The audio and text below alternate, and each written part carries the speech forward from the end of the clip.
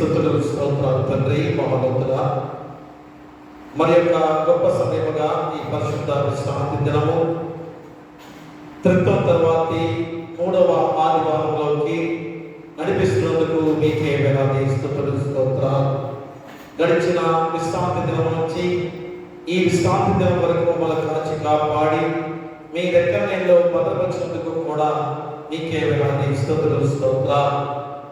మరి గొప్ప సమయము తండ్రి, ఈ పరిశుద్ధ విశ్రాంతి దినంలో మీ దివ్యమైన జీవవాక్కుల చేత అయా మా జీవితాలు, మా హృదయాలు, మా యొక్క ప్రయాణాలు ఎంతగా దీవించబడే గొప్ప విధానము, తద్వారా మోక్ష మార్గానికి చేరుకునే గొప్ప విధానము ఈ పరిశుద్ధ విశ్రాంతి దినం ద్వారా మాకు అర్పింప చేస్తున్న దేవాది దేవుడుగా మీకే వేలాది స్తుతులు స్తోత్రాలు చెల్లిస్తున్నా.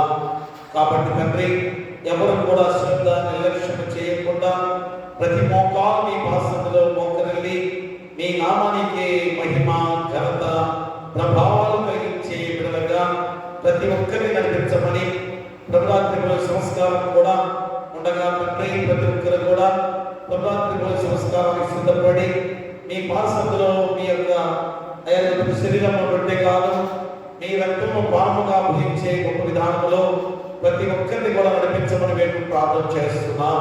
మరి ఆనందంతా కూడా మీరే తోడుగా ఉండి ఆదరించడం మీరే కాపుదల ఖాయమని నీ కుమారుడు మా పైన యేసు క్రీస్తు ద్వారా వేడుకొంచున్నాము తండ్రి. ఆమేన్. యెహోవా నా కాపరి, నేనేమి కలగదు. యెహోవా నా కాపరి, నేనేమి కలగదు. తన మహాకృపతో బ్రోచిన మనుపునాతడే, తన మహాకృపతో బ్రోచిన మనుపునాతడే. యెహోవా నా కాపరి, నేనేమి కలగదు. పచ్చిక గల చోట్ల ఉండజేయుచు, గడు హెచ్చకు సౌఖ్యము సదా ఇచ్చునాతడే, గడు హెచ్చకు సౌఖ్యము సదా ఇచ్చునాతడే. యెహోవా నా కాపరి, నేనేమి కలగదు. శాంతికర జలములు సాగచేయుచు, విశ్రాంతి ప్రాణమునకు సంవిముడు ఆతడే, విశ్రాంతి ప్రాణమునకు సంవిముడు ఆతడే. యెహోవా నా కాపరి, నేనేమి కలగదు. గాఢాంధకారమైన ఉండబోయినా నీ కీడుకు భయపడనిక నా తోడు ఆయనే, నీ కీడుకు భయపడనిక నా తోడు ఆయనే. యెహోవా నా కాపరి, నేనేమి కలగదు. దుడ్డు కళ్ళతో శత్రుల తరుమగొట్టుచు, తన దొడ్డ దండముతో నీ దారిలో నడుపు, తన దొడ్డ దండముతో నీ దారిలో నడుపు. యెహోవా నా కాపరి, నేనేమి కలగదు. అందరిలో నన్ను మించి అధిక ప్రేమతో గడు విందులో సగి తృప్తి మన విముడు ఆయనే, గడు విందులో సగి తృప్తి మన విముడు ఆయనే. యెహోవా నా కాపరి, నేనేమి కలగదు. ముఖముఖముగా నుండు నన్ను మంచి తైలము, నా సకుడు నాకు పూయుచుండు సకల వేళలను, నా సకుడు నాకు పూయుచుండు సకల వేళలను. యెహోవా నా కాపరి, నేనేమి కలగదు. బ్రతుకు దినములన్నీ నాకు పంటుల వలెనే, నన్ను వెదకి కృపాక్షేమములు నా వెంట వచ్చును, నన్ను వెదకి కృపాక్షేమములు నా వెంట వచ్చును. యెహోవా నా కాపరి, నేనేమి కలగదు. యెహోవా నా కాపరి, నేనేమి కలగదు. ఈశు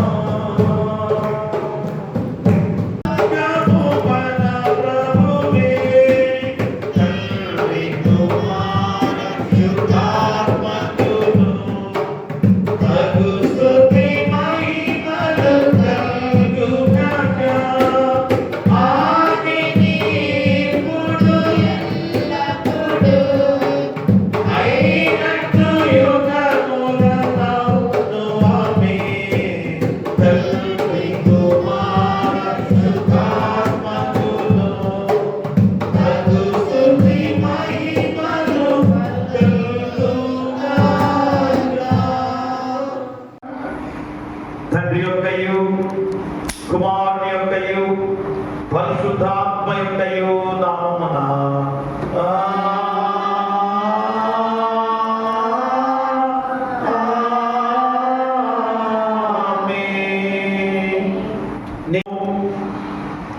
అవి నాకు త్రోవ చూపును, అవి నీ పరిశుద్ధ పర్వతమునకును నీ నివాస స్థలమునకును నన్ను తోడుకొనవచ్చును. అప్పుడు నేను దేవుని బలిపీఠమునకు నాకు ఆనంద సంతోషములు కలుగు చేయు దేవుని యొక్కకు చేరుదును. దేవా నా దేవా, సితారా వాయించుచు నీకు కృతజ్ఞతాస్తుతులు చెల్లించెదను. ప్రభురాత్రి భోజన సంస్కారం కొరకు ఏర్పాటు చేయబడిన ప్రత్యేకమైన పాపలు ఉంటునే ముందు హెచ్చరికలు విద్దాం. మిక్కిలి ప్రియులారా, మనము మన ప్రభువైన యేసుక్రీస్తు యొక్క పరిశుద్ధ రాత్రి భోజనముకు రావాలని ఉద్దేశించుచున్నాం కనుక పరిశుద్ధులైన పౌలు హెచ్చరించుచున్నట్లు మనలను మనం శ్రద్ధతో పరీక్షించుకున్నట యుక్తమైనది.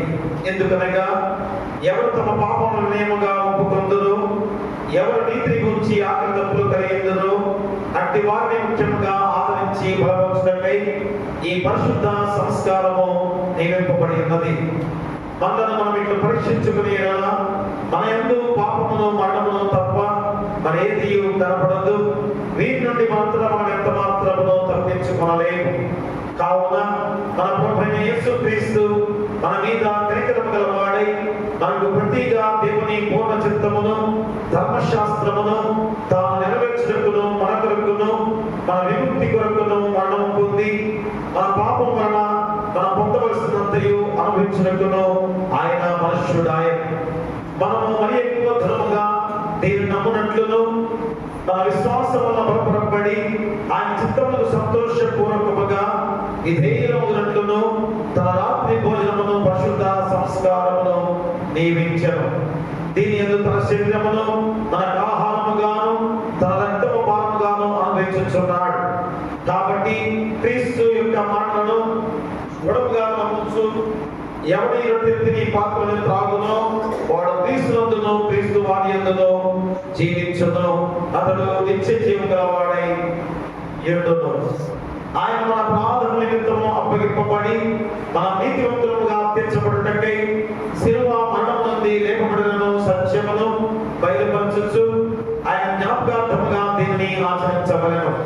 మరియు మనము దీన్ని బట్టి ఆయనకు మిగులు హృదయపూర్వకమైన వందనములు చెల్లించుచు మన శిలువను ఎత్తుకొని ఆయన వెంబడించి ఆయన మనలను ప్రేమించున్నట్లు ఆయన ఆజ్ఞ ప్రకారము మనమును ఒకరి మనము ప్రేమింపవలెను. ఎందుకనగా ఈ ఒకే రొట్టె యందు పాలుపంచుకొనుచు ఈ ఒకే పాత్రను త్రాగుచున్నందున మనమందరము ఒక్క శరీరమై ఉన్నాము. ప్రార్థిద్దాము. సర్వశక్తి గల దేవా, నీకు అందరి హృదయ రహస్యములు కోరికలు స్పష్టముగా తెలిసే ఉన్నవి. దాచబడిన అడిగేది నీవు లేదు. మేము నిన్ను పరిపూర్ణముగా ప్రేమించి నీ పరిశుద్ధ నామమును సరైన రీతిని కనపరచినట్లు మా హృదయాలోచనలను నీ పరిశుద్ధాత్మావేశమున పవిత్రపరచుమని నీ కుమారుడును మా ప్రభువైన యేసుక్రీస్తు ద్వారా నిన్ను వేడుకొనుచున్నాము.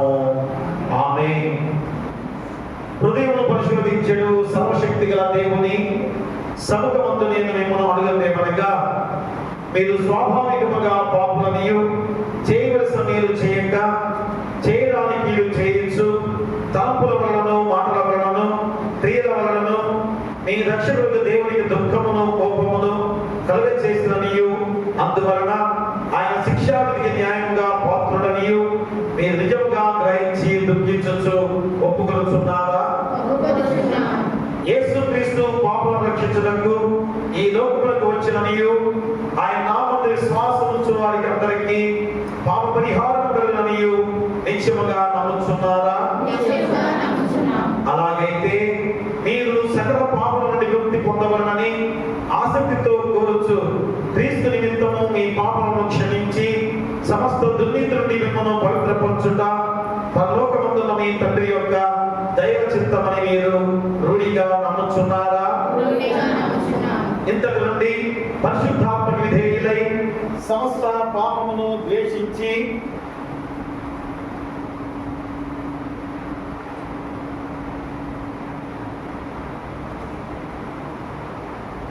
విడిచిపెట్టి దేవుని సన్నిధి అన్నట్లుగా జీవించొచ్చు హృదయమందును ప్రవర్తన యందును పవిత్రముగా ఉండటకు దినదినము ప్రయత్నించవలనని నిశ్చయించుకొనుచున్నారా?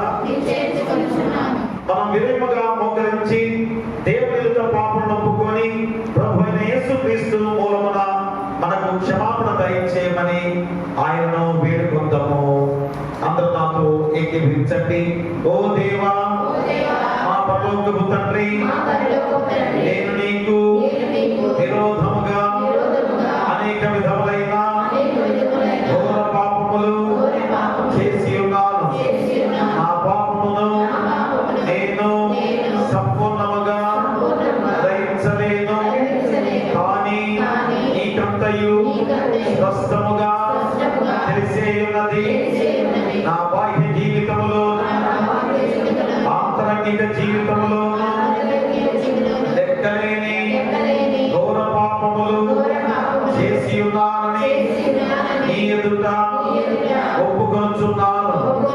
మరియు నేను పశ్చాత్తాపపడుచు నా దోషముల గురించి మనస్ఫూర్తిగా దుఃఖించుచు నీ మితిలేని కృపను బట్టి నన్ను కరుణించి నీ కుమారుడును మా ప్రభువైన యేసుక్రీస్తు నిమిత్తమున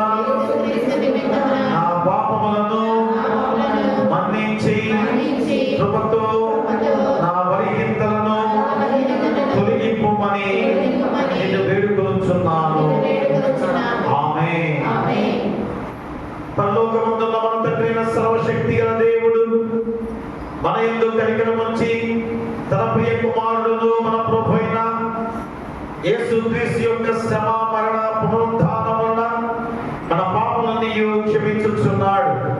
మరియు క్రీస్తు ప్రభుని సంఘం యొక్క కాపరైన నేను ఆయన ఇచ్చిన అధికారమును బట్టి మీలో నిజముగా పశ్చాత్తాపపడి ఆయన యందు విశ్వాసం ఉంచు వారందరి పాపములు సంపూర్ణముగా క్షమించబడి ఉన్నవని తండ్రి యొక్కయు కుమారుని యొక్కయు పరిశుద్ధాత్మ యొక్కయు నామమున ప్రకటించుచున్నాను. అయితే ఆ అధికారమును బట్టి పశ్చాత్తాపం లేని అవిశ్వాసులకు నేను తెలియచేయదేమనగా, అట్టివారు పశ్చాత్తాపం లేని స్థితిలో ఉన్నంత కాలము దేవుడు వారి పాపమును క్షమించడు. మరియు కృపాదినము అంతము కాకముందు తమ దుర్మార్గం నుండి మళ్ళుకొనకయ్యు నిజ పశ్చాత్తాపము లేకయ్యు క్రీస్తునందు విశ్వాసం ఉంచకయ్యు ఉన్నయెడల దేవుడు నిశ్చయముగా వారి దోషములను వారి మీదికి రప్పించును.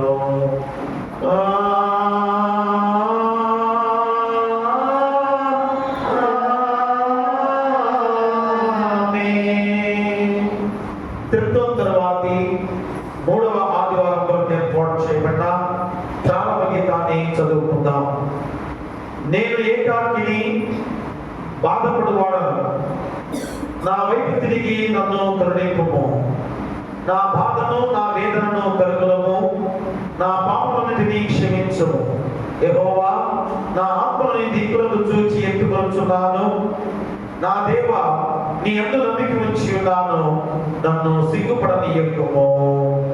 తండ్రికి కుమారునికి పరిశుద్ధాత్మకును ఆదియందు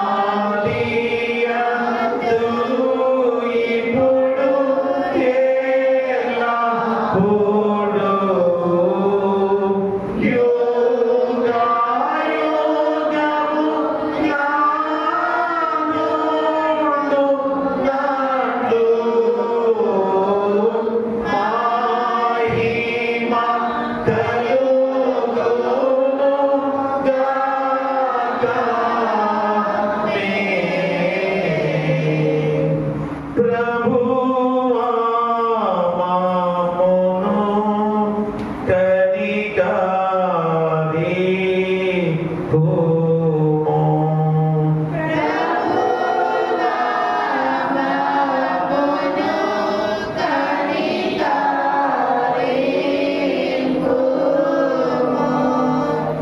క్రీస్తు మామును కనికరింపుము.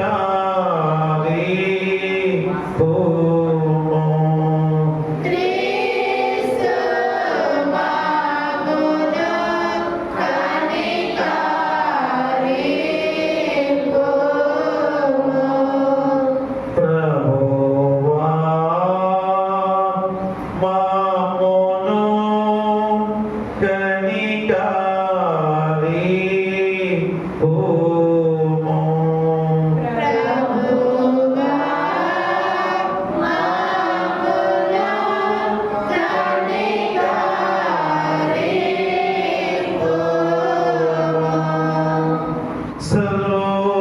సర్వోన్నతమైన వాణిలో దేవునికి మహిమా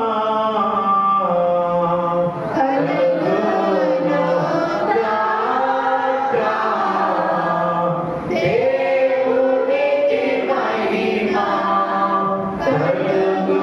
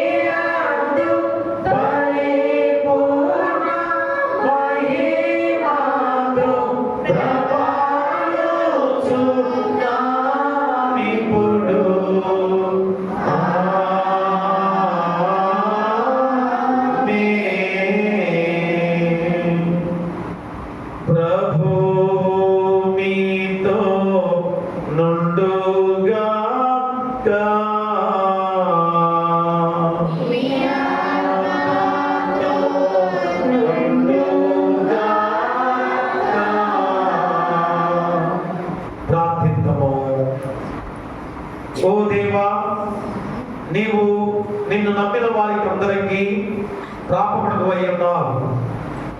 నీవు లేకున్నా ఏదియు బలముగానైనను పరిశుద్ధముగానైనను ఉండనేరదు.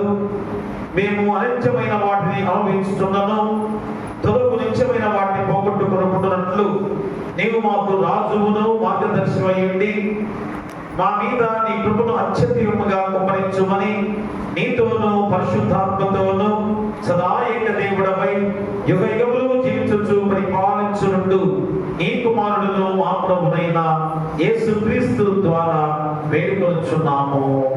ఆమేన్.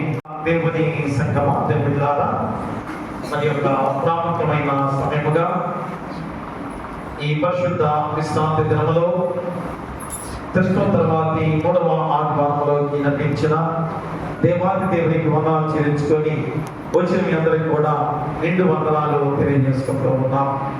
ఈరోజు మనకి ఇచ్చిన లేఖన భాగాలుగా పత్రిక పాఠ్య భాగము పరిశుద్ధులైన పేతురు రాసిన మొదటి పత్రిక, పరిశుద్ధులైన పేతురు రాసిన మొదటి పత్రిక 5వ అధ్యాయము 6 నుంచి 11 వచనాలు చదువుతాను. పరిశుద్ధులైన పేతురు రాసిన మొదటి పత్రిక 5వ అధ్యాయము 6 నుంచి 11 వచనాలు.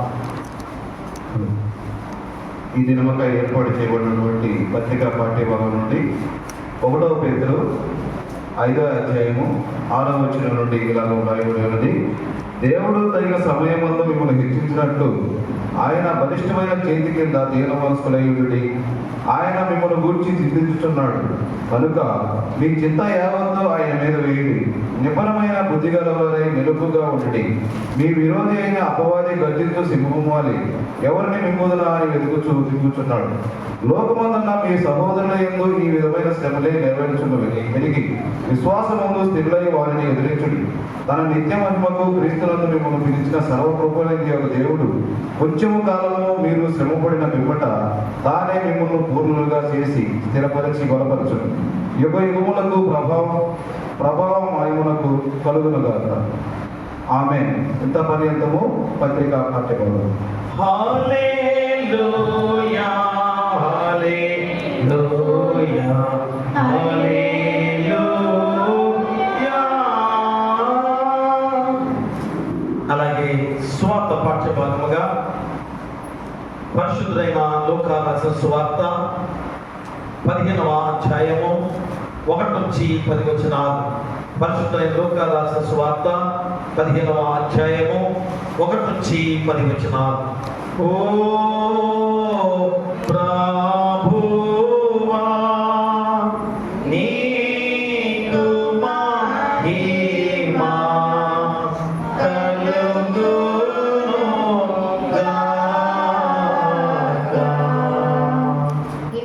ఏర్పాటు చేయబడిన స్వార్థ పాఠ్యభాగము లూకా సువార్త 15వ అధ్యాయం 1 నుంచి 10 వచనాలు ఇలాగ రాయబడింది.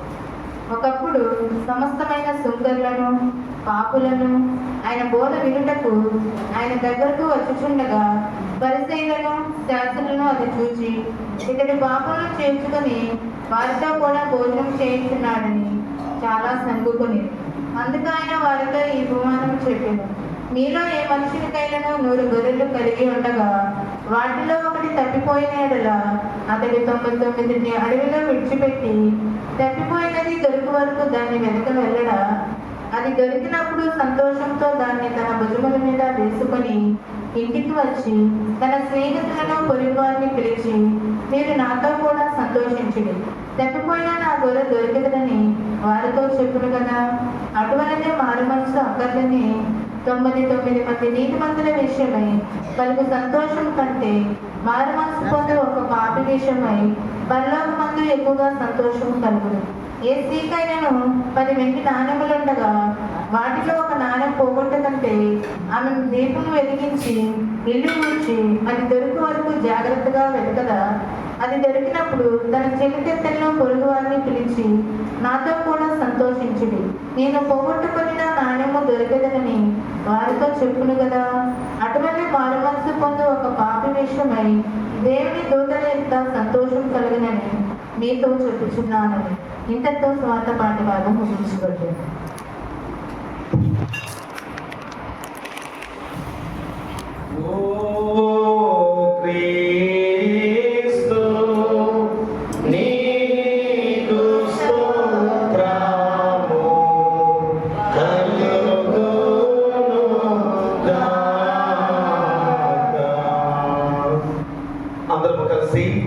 నీకే విశ్వాస ప్రమాణము నేను చెబుతుండగా నాతో ఏకీభవించవలసిందిగా కోరి ప్రార్థిస్తున్నాను. భూమి ఆకాశములను దృశ్యాదృశ్యమగు సమస్తమును సృజించిన సర్వశక్తి గల తండ్రియగు ఏకదేవుని నేను నమ్ముచున్నాను. ఆయన జనతైక కుమారుడును అద్వితీయుడునగు ప్రభువైన యేసుక్రీస్తును నమ్ముచున్నాను. ఈయన జగములన్నిటికీ ముందు తండ్రి నుండి కలిగిన వాడును, దేవుని నుండి దేవుడును, వెలుగు నుండి వెలుగును, నిజమైన దేవుని నుండి నిజమైన దేవుడును, సృజింపబడక జన్మించిన వాడును, తండ్రితో ఏకతత్వము గలవాడును, సమస్తమును కలుగజేసిన వాడునై ఉన్నాడు. ఈయన మానవులమగు మన కొరకును మన రక్షణ కొరకును పరలోకము నుండి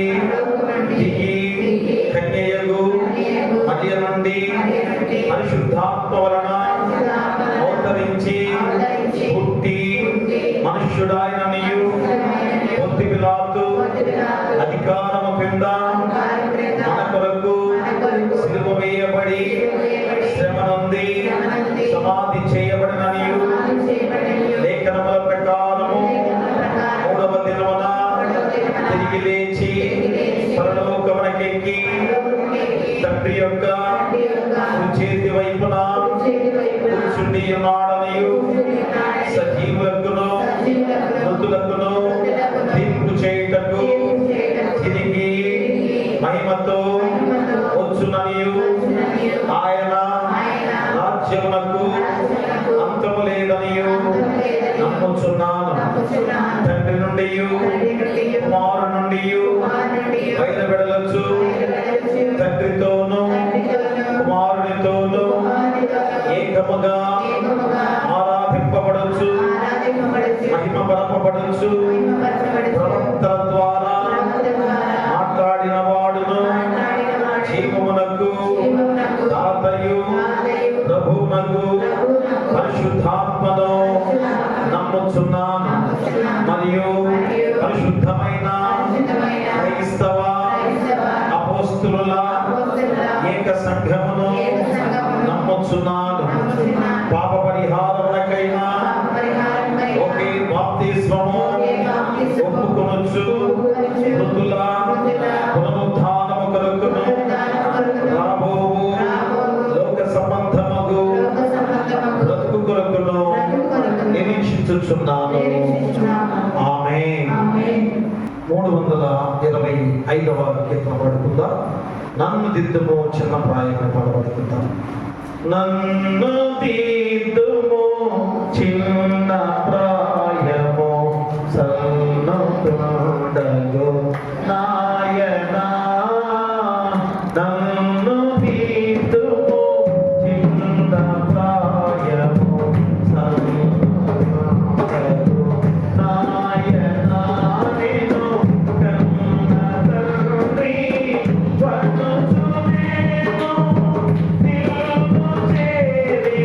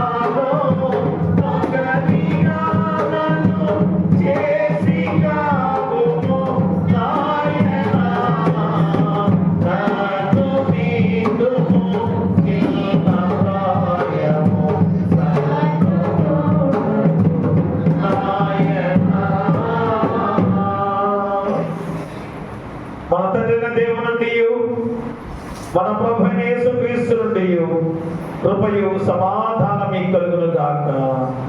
ఆమేన్. దయచేసి కూర్చోండి. ప్రియ దేవుని సంగమా, పిల్లారా, మరి యొక్క ప్రాముఖ్యమైన సమయముగా, పరిశుద్ధ సమయముగా, ఈ తీర్థం తర్వాతి 3వ ఆదివారంలో మరొక ప్రాముఖ్యమైన అంశముతో మరి లేఖన భాగాలు మనకు అనుగ్రహం చేసిన గొప్ప విధానం. ఎందుకనగా మరి మొదటి పాఠంలో పత్రిక పాఠ్య భాగం ద్వారా మరి పరిశుద్ధులైన పేతురు మన యొక్క జీవితాలను ఏ రీతిగా గుర్తు చేస్తూ మనమందరం కూడా బలిష్టమైన చేతి క్రింద అనగా మరి దేవాది దేవుని యొక్క ప్రభుతో మనందరం కూడా ముందుకు సాగుతూ మరి దీనమస్తులుగా జీవించాల్సిన బాధ్యతను గుర్తు చేస్తున్నది కాదు. అలాగే సువార్త పాఠ్య భాగంలో మనము మన జీవిత స్థితి ఏ రీతిగా పడిపోయిందో, ఎలాగా పడిపోయిన జీవితాలతో ఉన్నామో, అనగా అపవాదికి చేజిక్కించుకున్నామో, అపవాది చెరలో బందీ అయిపోయి ఉన్నామో, అలాంటి విధానంలో మనందరం కూడా ఆ జీవితాల నుంచి మళ్ళా తిరిగి ఎక్కడైతే పడిపోయామో మళ్ళీ అక్కడే వెతుక్కుంటూ ఆ దేవుని యొక్క బిడ్డలుగా, దేవుని కుమారులుగా జీవించాలని సువార్త పాఠ్య భాగం ద్వారా మనం గుర్తు చేస్తున్నదా. మరి 2 పాఠ్య భాగాల ద్వారా చాలా ప్రాముఖ్యమైన అంశముతో దేవుని వాక్యం ఈరోజు మనం గుర్తు చేస్తుండగా, మారు మనస్సు ద్వారా నిత్య సంతోషము అనే అంశము ఈరోజు దేవుడు మనకు గుర్తు చేస్తున్నాడు. మారు మనస్సు ద్వారా నిత్య సంతోషం. ప్రియ దేవులారా, మరి రోజు మన జీవితాలు ఇక్కడ మారు మనస్సు పొందలేని వారిగా జీవిస్తున్నామా? మరి పశ్చాత్తాపం లేని వారిగా జీవిస్తున్నామా? కాబట్టి మరి ఈరోజు ఈ వాక్యం ద్వారా అయినా కానీ మన జీవితాలు మార్చుకునే వారిగా జీవించాల్సిన బాధ్యతను గుర్తు చేస్తున్న సందర్భం. అందుకనే మారు మనస్సు ద్వారా నిత్య సంతోషం అనే అంశం ద్వారా దేవుడు వాక్యాన్ని మనకి సిద్ధపరిచి ఉన్నారు. మరో వాక్యంగా చూసినట్టయితే లూకా సువార్త 15వ అధ్యాయము 7వ వచనాన్ని మనం చదువుకుందాం. అటువలే మారు మనస్సు అక్కరలేని 99 మంది నీతిమంతుల విషయమై కలుగు సంతోషము కంటే మారు మనస్సు పొందు ఒక్క పాపి విషయమై పరలోకమందు ఎక్కువ సంతోషము కలుగును. ప్రియ దేవులారా, మారు మనసు అక్కర్లేని 99 మంది నీతిమంతుల కంటే మా ఒక్క పాపి మారుట దేవునికి ఎంత సంతోషమో ఈరోజు ఈ మూలవాక్యం ద్వారా దేవుడు గుర్తు చేస్తున్నాడు. కాబట్టి ప్రియ దేవులారా, మనం ఎలాంటి స్థితిలో ఈరోజు జీవిస్తున్నాం? మన ఈ లోకంలో అనేకులుగా ఈ యొక్క లోక జీవితంలో జీవిస్తున్న మనందరం కూడా అనేక విషయాల్లో వెతుకులాట సాగిస్తూనే ఉన్నాం. ఏమి వెతుకులాట సాగిస్తున్నాం? మా దేన్ని వెతుకుతున్నాం? అనగా ఈ లోకంలో సంతోషం కొరకు మరి మనం వెతుకుతూనే ఉన్నాం కదా. మరి ఆ సంతోషం వెతికే విధానంలో దానివల్ల తప్పిపోతూ ఉన్న సందర్భాన్ని కూడా మనం గుర్తు చేసుకోలేకపోతున్నాం. అంటే ఈ లోకంలో మనం జీవించే జీవితం ఎలా ఉండాలి?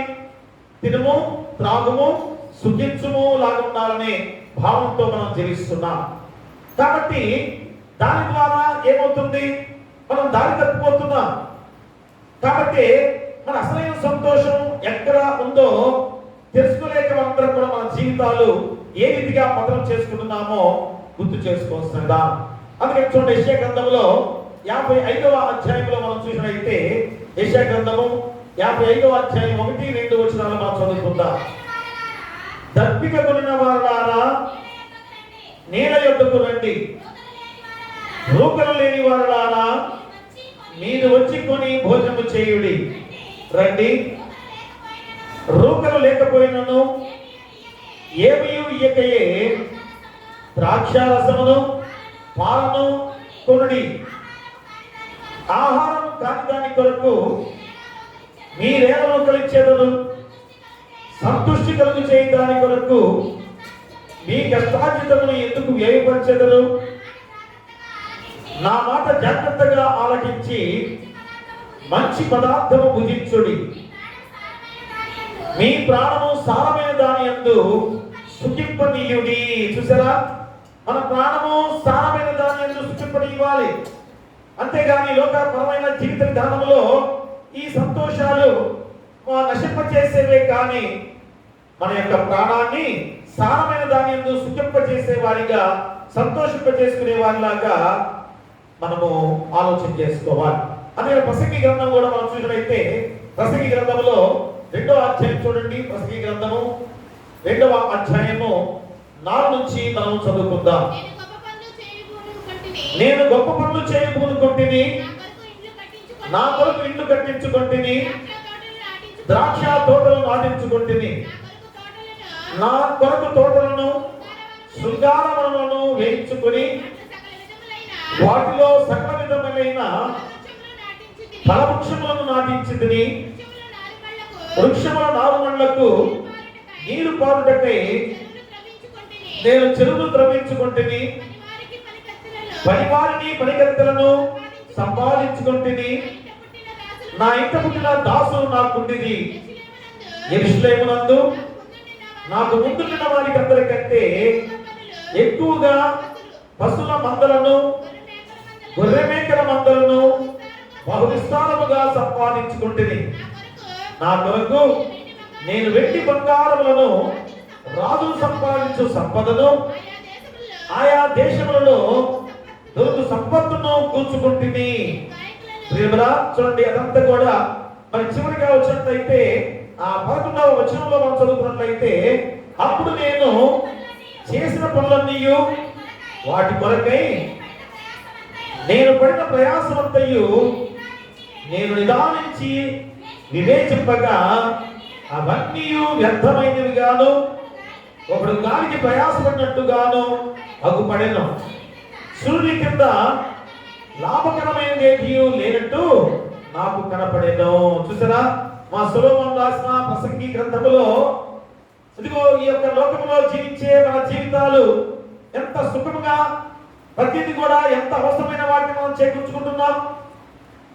మన జీవితాలకి ఎంత అవసరమైన వాటిని మనందరం కూడా ఒడగొట్టుకుంటున్నాం. అలాంటి విధానంలో ఒక్కసారి వెనక్కి తిరిగి ఆలోచన చేస్తే సొలొమోను మహాభక్తుడికి ఎలాంటి జీవితమో మన జీవితమో, ఈ లోకపరంగా మనం జీవించే జీవితాలు, తిరుము త్రాగు సుఖించులా ఉన్న జీవితాలు ఎలాంటివి, అంతా కూడా వ్యర్థమైనవిగా గుర్తు చేసుకున్నాడు. చూసారా, ఈ లోకపరమైన జీవిత విధానం అంతా కూడా వ్యర్థమైనదే. ఇదిగో నేను సంతోషంగా ఉన్నాను, నాకు అన్ని కూడా సమకూర్చుకున్నాను, నా జీవితం అంతా కూడా బాగుంది. అందుకనే కదా పోయిన వారంలో అంతకుముందు వారంలో ధనవంతుడి విషయంలో గుర్తు చేసిన విధానం. మా ధనవంతుడు కూడా అలాగనే జీవించిన వాడే. మరి ఏమైనా ప్రయోజనం ఉందా? తీరా చూసరికే అంతా వ్యర్థమైపోయింది. ఏ ప్రయోజనం లేని జీవిత విధానం. కాబట్టి ప్రియ దేవుళ్ళారా, ఈ లోకంలో సంతోషం కావాలని తాపత్రయం ద్వారా మనం తప్పిపోతున్నామనేది కూడా మనం గుర్తు చేసుకోవాలి. ఎందుకంటే ఈరోజు తప్పిపోయిన కుమారుడు కూడా అలాంటి వాడే కదా. అంటే ఈరోజు పాఠ్య భాగం రాకపోయినా కానీ ఆ ఉపమానంలో 3వ ఉపమానముగా మనం చెప్పిన విధానం, తప్పిపోయిన కుమారుడు కూడా అలాంటి వాడే కదా. తండ్రి దగ్గర ఎంత చక్కగా ఉన్నాడు, ఎంత క్రమశిక్షణ కలిగిన వాడిగా ఉన్నాడు. కానీ ఈ లోకంలోకి బయటకు వెళ్ళి విచ్చలవిడిగా నేను తిరగాలని ఆలోచన చేశాడు, ఇష్టానుసారంగా నేను తిరగాలని ఆలోచన చేశాడు. ఏమైపోయింది? తన జీవితం అంతా కూడా వ్యర్థమైపోయిన విధానమే. కాబట్టి ఈరోజు మనం కూడా సంతోషం కావాలని తాపత్రయం చేత ఎలాంటి తప్పిదములోకి మనం ప్రయాణం చేస్తున్నామో, మరి ఇంకెంతకాలం తప్పిపోతాం? ఎంతకాలం యేసుక్రీస్తు వారు నీ కొరకు ఇంత ప్రాణత్యాగం చేసి రక్షించిన తర్వాత కూడా ఇంకా తప్పిపోయే వాడిగా నేను జీవిస్తున్నావా? అందుకని యేసుక్రీస్తు వారు నీ కొరకే ఈ లోకానికి వచ్చిన సందర్భాన్ని నీకు తెలియజేస్తున్నాడు. అని లూకా సువార్త 12వ అధ్యాయంలో 10వ వచనాన్ని మనం చదివినట్లయితే, నశించిన దానిని వెతికి రక్షించుటకు మనుష్య కుమారుడు వచ్చానని అతనితో చెప్పాను. చూసారా, మన నశించిన దాన్ని వెతికి రక్షించుటకు మనుష్య కుమారుడు వచ్చాడు. మరి అలాంటి జీవితాలతో మనం జీవించే గొప్ప విధానం ద్వారా మరి రోజు ఎలాంటి స్థితిలో జీవిస్తున్నాం? అలాగే మత్తయి సువార్త 18వ అధ్యాయం చూడండి. మత్తయి సువార్త 18వ అధ్యాయంలో 14వ వచనాన్ని చదవండి. అలాగుననే ఈ చిన్న వారిలో ఒకడైనను నశించుట పరలోకమందున్న మీ తండ్రి చిత్తము కాదు. ప్రేమరా, చూడండి, దేవాది దేవునికి ఒక్కరు కూడా నశించుట ఇష్టం లేదు. మా ఎవరు కూడా నశించుట ఇష్టం లేదు. మరి రోజు మనం ఏం చేస్తున్నాం? మరి ఆయన నశింప చేయడానికి ఏ విధంగా కూడా ఆస్కారం లేకుండా చేస్తుంటే మనమేమో దూరంగా జరిగిపోతూ ఉన్నాం. అంటే ఆ యేసుక్రీస్తు వారికి చిక్కుకోకుండా ఆయన చేతికి మనం అందకుండా పారిపోయే వారిగా జీవిస్తున్నాం. దాని ద్వారా మన జీవితాలు ఎంతగా పతనమైపోయే విధంగా ఉన్నాయో గుర్తు చేస్తున్నాడు. అందుకనే ఆయన వెతుకుతున్నది నిన్నే అని ఈరోజు నీకు గుర్తు చేస్తున్నాడు. కాబట్టి ఇంకా తప్పించునే తిరుగుతూనే ఉన్నావా? మరి తప్పిపోవటం అనగా దేవునికి దూరం అయిపోవటమే. మా లోకపరంగా నువ్వు తప్పిపోవటం అంటే అర్థమైంది, దేవునికి దూరం అయిపోవటమే. మరి లోకానికి, పాపానికి, అపవాదికి దగ్గర అవ్వటమే. ఒక్కసారి ఆలోచన చేసుకొని, దేవునికి నేను దూరం అయిపోతున్నానే, దేవునికి దూరం అయిపోతే నా పరిస్థితి ఏంటి? అపవాదికి దగ్గర అవటమే. మరి అపవాది దగ్గర అయితే నా పరిస్థితి ఏంటి అని ఆలోచన చేస్తున్నామా? కాబట్టి ప్రియ దేవులారా, ఈరోజు నీకు నిత్య సంతోషము లేకుండా మనమే చేసుకుంటూ ఉన్నాం. అలాంటి నిత్య సంతోషం కలాలంటే ఏం చేయాలి? మా దేవుడికి దగ్గర అవ్వాలంటే నువ్వు ఏం చేయాలి? మారు మనసు కలిగిన జీవితాన్ని నువ్వు పొందుకోవాలి. అప్పుడే నీ ఆనందం, అప్పుడే నీకు సంతోషం. ఆ సంతోషమే ఎవరికి సంతోషం కలుగుతుంది? పరలోక రాజ్యంలో దేవునికి సంతోషం కలుగుతుంది. చూడండి, ఎంతగా సంతోషించే దేవుడు మనకు తోడుగా ఉన్నాడో ఒకసారి ఆలోచన చేసుకోవాలి. మా దేవాది దేవుడు ఎంత సంతోషిస్తున్నాడు.